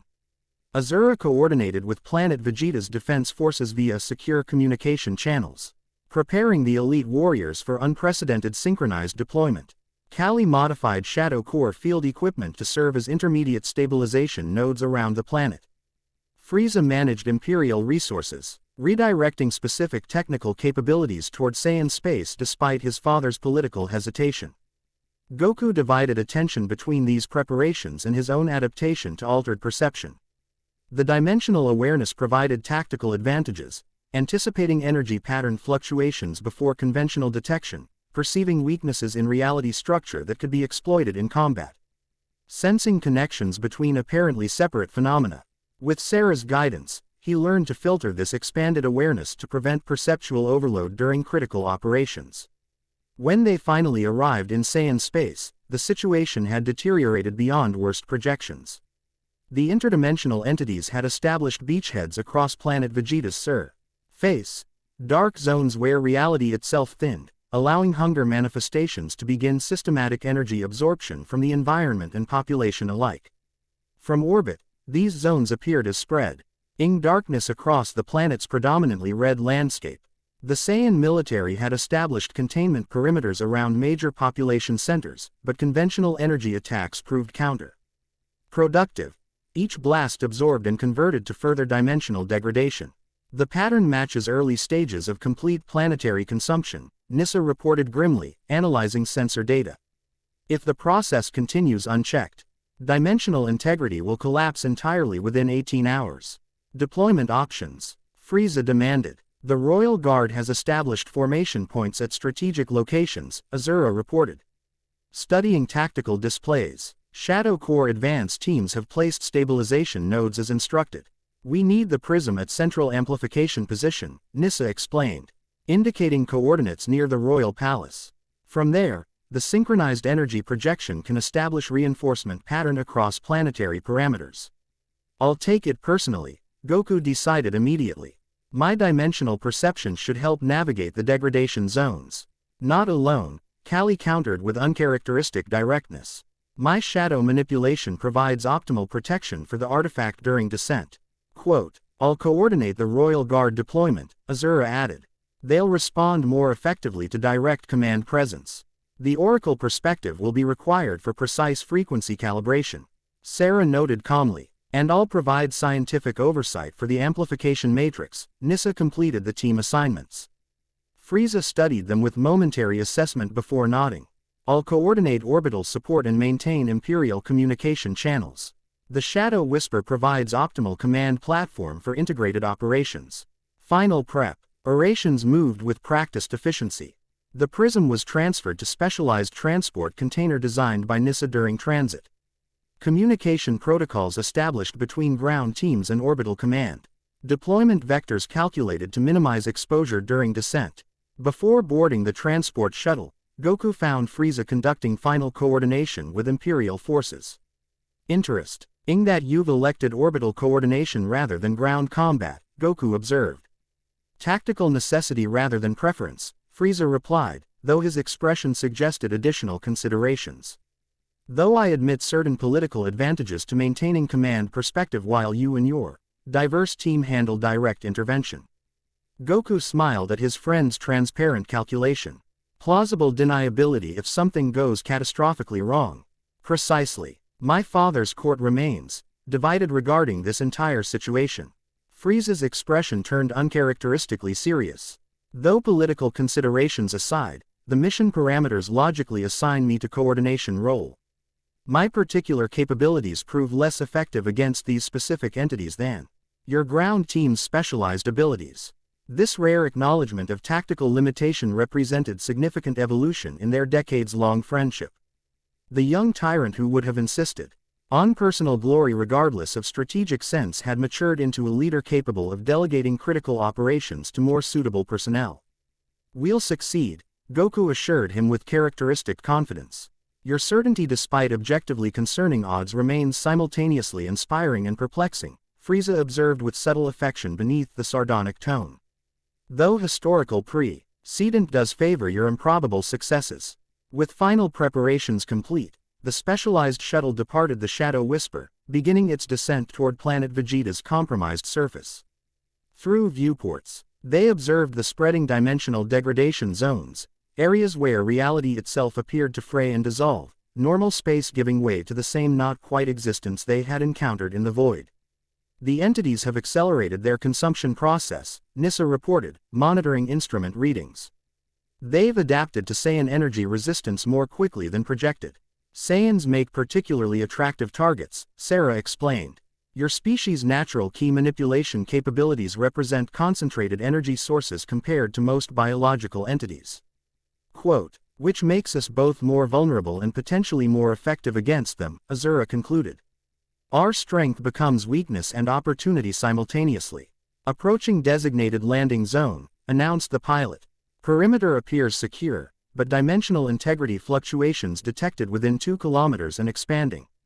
The shuttle touched down in the central plaza before the Royal Palace, one of the few areas still maintaining complete dimensional stability. Elite Saiyan warriors formed protective formation around the landing zone, their distinctive armor identifying various specialized combat divisions. Prince Vegeta himself awaited their arrival, royal battle armor bearing evidence of recent combat. Despite his compact stature, his presence commanded immediate respect, power, and authority radiating through contained energy signature. About time you arrived, Kakarot, he greeted Goku with characteristic gruffness that barely concealed genuine relief. Half the planet FAC's consumption while you've been sightseeing through the void. Good to see you too, Vegeta, Goku replied with genuine warmth despite the prince's abrasive greeting. Decades of complicated friendship had established their unique communication pattern, criticism masking mutual respect. The situation deteriorates hourly, Vegeta continued, shifting to tactical briefing as they proceeded toward the palace. Conventional containment failing across southern hemisphere. Northern population centers still secure but experiencing accelerating incursion attempts. The Prism should establish planetary-scale dimensional reinforcement, Nissa explained, indicating the specialized container being transported by Royal Guard members. But requires precise implementation through synchronized energy projection. My elite warriors stand ready. Vegeta confirmed. Though this dimensional manipulation differs significantly from standard combat techniques, I'll provide direct guidance, Azura assured him. The resonance pattern has been simplified for combat implementation. Inside the palace, they found the Central Command Center transformed into Joint Operations Headquarters. Tactical displays showed real-time planetary status, with darkness spreading across continually updated maps. King Vegeta, older but still imposing, directed operations with characteristic authority. The interdimensional artifact has arrived, Prince Vegeta announced formally, along with technical specialists to implement countermeasures. King Vegeta turned from tactical displays, assessing the arrival team with calculated evaluation. Ambassador Goku, your return is timely if not expeditious. His gaze shifted to include the others. I recognize Commander Azura. Introduce your additional specialists. Formal introductions proceeded with military efficiency. The king's expression remained impassive during scientific and tactical explanations, though his eyes narrowed slightly at Kali's Shadow Corps affiliation. Cold sends his most effective assassin alongside dimensional specialists, he noted with political astuteness. Interesting combination of resources. The mission requirements dictated specialized capabilities. Goku explained diplomatically. Lord Frieza coordinates Imperial support from orbit. Of course he does, King Vegeta replied with subtle sarcasm. Maintaining appropriate distance from potential catastrophic failure. The Cold Dynasty's self-preservation instincts remain consistent despite our decades of alliance. Political considerations can wait until after we've prevented planetary consumption. Prince Vegeta interrupted practically. Deployment timeline. Immediate implementation required, Nissa confirmed. The central amplification point must be established before E-dimensional degradation reaches palace perimeter. Deployment proceeded with remarkable efficiency despite the unprecedented nature of their countermeasure. The palace's central courtyard, designed originally for royal ceremonies and combat demonstrations, provided ideal geometric configuration for the amplification matrix. 500 elite warriors took positions in precise concentric formations, each corresponding to specific frequency modulation requirements. At the formation's center, they positioned the specialized platform designed to house the Nexus Prism. Nissa supervised final Caleb ration while Sarah established psychic connection with key nodes throughout the formation. Azura coordinated with formation leaders, ensuring precise positional requirements. Kali deployed additional Shadow Core stabilization technology at critical junction points. Goku, with his newly acquired dimensional perception, provided unique assistance, identifying subtle fluctuations in local reality Gritty and advising adjustments to compensate. His altered consciousness perceived the entire operation from both conventional and dimensional perspectives simultaneously, recognizing pattern correlations invisible to others. Final preparations complete, Nissa announced after meticulous verification. Amplification matrix ready for prism activation. Entity incursions accelerating at perimeter, reported a Royal Guard commander. Dimensional degradation breaching outer defensive positions. We proceed immediately, King Vegeta decided. Begin the activation sequence. Sarah took position directly before the prism's containment platform, her galaxy eyes focused on the crystalline artifact as Nissa carefully removed it from specialized transport container. Azura directed the elite warriors through preliminary energy alignment, their combined ki creating visible resonance patterns above the courtyard. The entities have detected our countermeasure preparations, Kali warned, Shadow Mani. Manipulation abilities perceiving approaching disturbances. Multiple convergence vectors indicating coordinated assault imminent. Perimeter defenders will buy necessary time, Prince Vegeta stated with grim certainty. Taking position at the formation's critical northern vector. Complete the activation regardless of external developments. As Sarah began the activation sequence, reality distortions manifested around the palace compound. The dimensional degradation accelerated dramatically, evidence that the hunger entities recognized the existential threat posed by the prism deployment. Space elves seemed to fold and tear at the perimeter, darkness flowing through breaches like liquid shadow. The Saiyan defenders engaged these manifestations with disciplined precision, employing physical calm. Bat techniques rather than energy projection as instructed.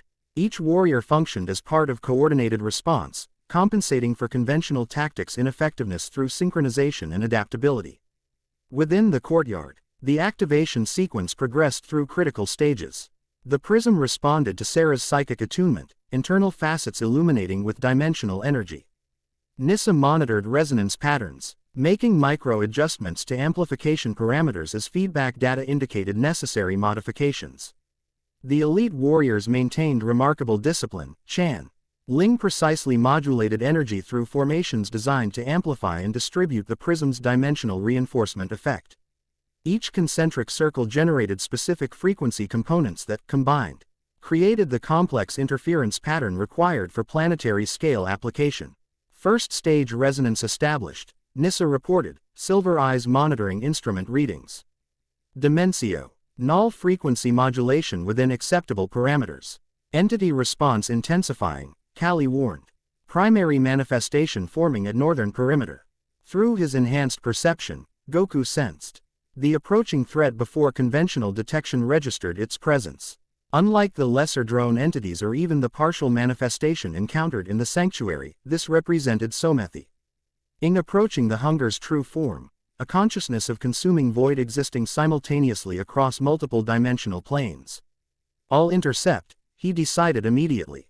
Maintain activation sequence regardless of external developments. Quote, tactical analysis suggests combined response rather than individual engagement, Azura countered, warrior instincts recognizing the threat level. Prince Veg, Ada and I can establish secondary containment perimeter while maintaining formation integrity. The prism requires your direct oversight, Goku replied definitively. My dimensional perception provides unique advantage against this specific manifestation. Before further objection could be raised, the palace's northern wall disintegrated, not destroyed but dimensionally unraveled, component reality simply ceasing to exist. Through this impossible breach emerged darkness beyond conventional perception, an entity existing primarily as negation rather than presence. Goku moved to intercept, Super Saiyan transformation activating instantly. His golden energy signature created visible disruption in the advancing darkness, dimensional frequencies clashing at contact boundaries.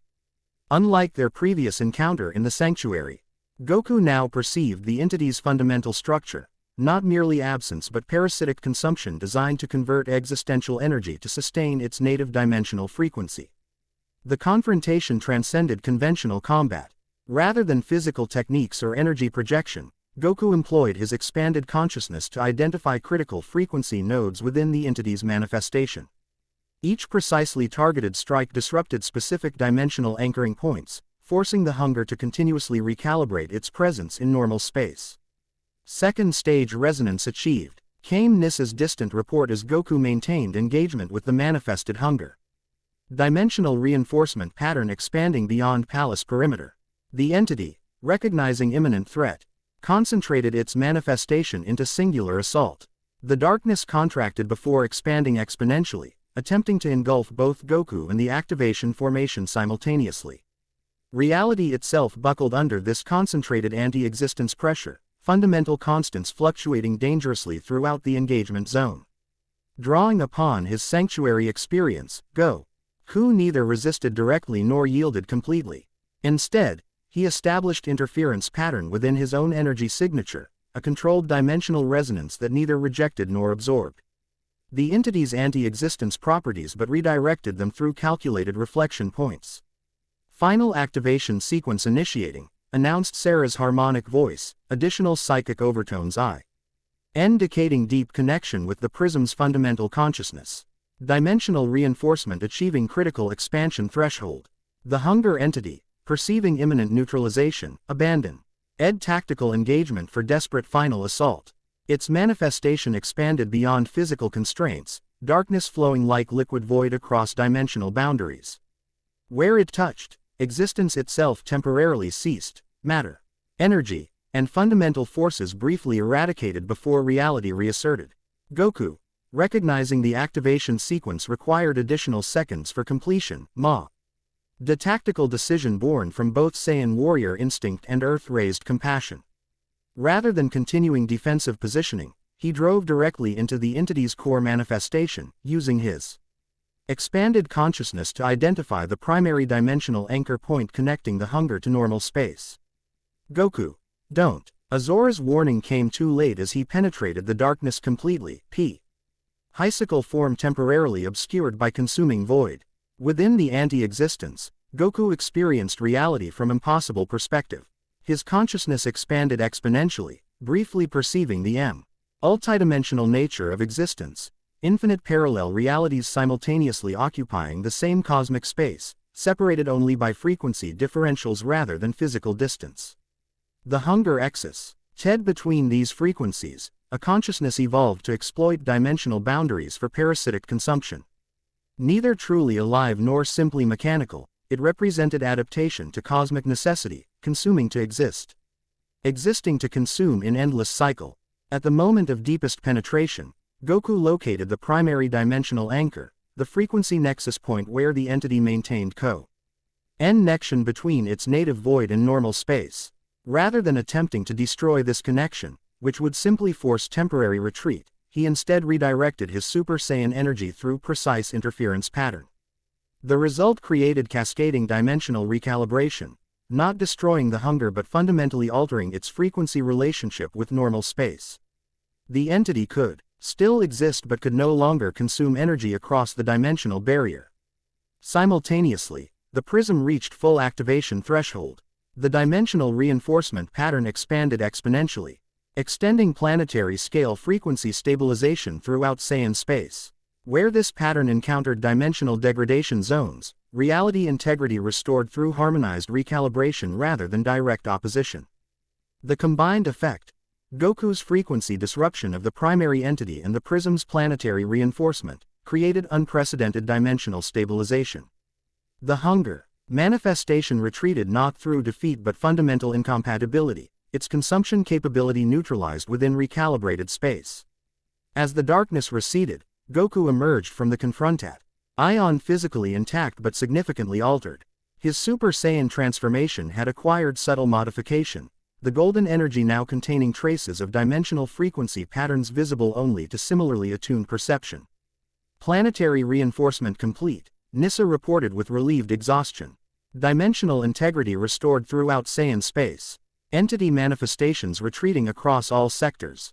Confirmed the tactical officer. Dimensional degradation zones restabilizing progressively.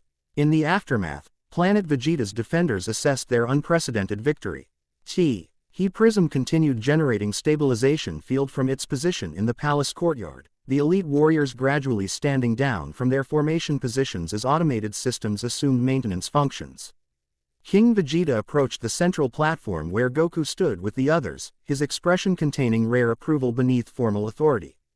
It appears the ancient legends carried truth after all, he acknowledged. The Super Saiyan potential extends beyond mere combat power to fundamental cosmic significance. The dimensional resonance worked because everyone contributed essential components. Goku deflected modestly. No single capability would have succeeded alone. Diplomatic as always, Prince Vegeta noted with characteristic directness. Though your specific contribution against the primary manifestation proved decisive. Nissa approached with monitoring instruments, silver eyes wide with scientific fascination. The dimensional alteration to your energy sign. Atur has stabilized into permanent configuration, she reported to Goku. Your Super Saiyan transformation now generates harmonic resonance that naturally disrupts the entity's consumption frequency. Meaning, Azura prompted practically. Meaning he's become a walking dimensional stabilization field, Nissa clarified with undisguised admiration. His mere presence reinforces reality integrity against similar incursions. The Oracle Collective foresaw this possibility, Sarah confirmed, galaxy eyes perceiving patterns beyond conventional understanding. A nexus point where altered destiny creates unexpected cosmic adaptation. Could others develop similar capability? Prince Vegeta questioned with obvious strategic interest. Theoretically yes, though specific conditions would be difficult to replicate precisely.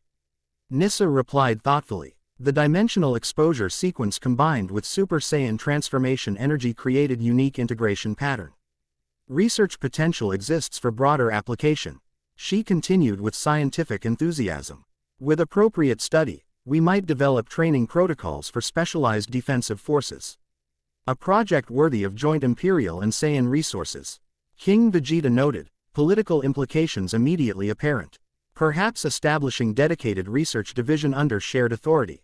As planetary recovery operations commenced, Goku found quiet moment on palace balcony overlooking the Saiyan capital. The red landscape stretched toward distant mountains, cities and industrial centers now safe from dimensional consumption. Above, multiple moons traced familiar paths across alien sky, the world that represented his heritage if not his upbringing. One by one, the women whose unique capabilities had proven essential to their success joined him. Each relationship transformed through shared ordeal yet retaining distinctive character. Azura arrived first, her formal military bearing softened slightly by post-combat relaxation. The Royal Guard performed admirably during the crisis, she reported from professional habit before adding more personally, as did you. Your combat approach against the primary entity violated every tactical doctrine yet achieved optimal outcome. Sometimes the best approach isn't found in established protocols, Goku suggested with slight smile. Clearly, her dark eyes held new respect tinged with deeper connection. The Elite Academy has requested you conduct specialized training sessions regarding adaptive combat techniques. If your diplomatic schedule permits. The Invita, Tian represented both professional acknowledgement and personal opportunity, recognition of his unique capabilities and desire for continued interaction beyond crisis parameters. Nissa joined them next, instruments still recording data from ongoing dimensional stabilization process. Fascinating long-term implications, she observed, scientific enthusiasm undiminished despite exhaustion. The Prism's integration with planetary defense systems creates research opportunities unprecedented in galactic scientific history. You'll be staying to study the effects? Goku asked. King Vegeta has approved establishment of joint research initiative, she confirmed, silver eyes briefly meeting his before returning to her readings. My expertise regarding dimensional physics makes me logical appointment as scientific director. Long-term position, naturally. Her casual mention of permanent relocation to Saiyan space carried obvious subtext, professional opportunity aligned with personal interest in continued proximity. Kali appeared without conventional approach, shadow stepping from nearby darkness with characteristic economy of movement. The Shadow Corps will maintain observation contingent on planet Vegeta indefinitely. She announced without preamble, Imperial security protocols regarding dimensional technologies necessitate appropriate oversight. Meaning you'll be stationed here as well? Goku asked directly. I've requested specific assignment as liaison between Imperial security and local authorities, she confirmed, black eyes revealing nothing while somehow conveying significant intent. Your dimensional alteration represents unique resource requiring specialized protection parameters. Coming from Kali, this transparent justification for continued association represent remarkable departure from her typical operational distance, personal interest overriding professional detachment. Sarah approached with her characteristic ethereal movement, seemingly gliding across the balcony surface. The Oracle Collective has approved establishment of permanent consultation temple on Saiyan territory, she informed them, galaxy eyes reflecting distant stars. The dimensional Nexus created here requires appropriate psychic monitoring. And you'll oversee this new temple. Goku guessed. I've been designated primary oracle for this sector, she confirmed with serene certainty. Your altered perception would benefit from proper guidance during integration phase. The connection between us facilitates optimal knowledge transfer. Her formal explanation barely concealed Gen Yuine desire for continued relationship development, professional justification for personal association. Finally, Vila arrived via Imperial shuttle, having transferred from Asteria station once planetary security stabilized. Unlike the others, she approached with diplomatic directness rather than professional pretense. Father has appointed me permanent Imperial representative to Saiyan space, she announced. Crimson eyes holding Goku's with characteristic political awareness. Officially to oversee joint dimensional defense initiatives. Unofficially to ensure the Cold Dynasty maintains appropriate influence over these developments. Quote, and your personal opinion of this assignment? Goku asked with knowing smile. That certain diplomatic relationships benefit from consistent proximity rather than occasional crisis interaction.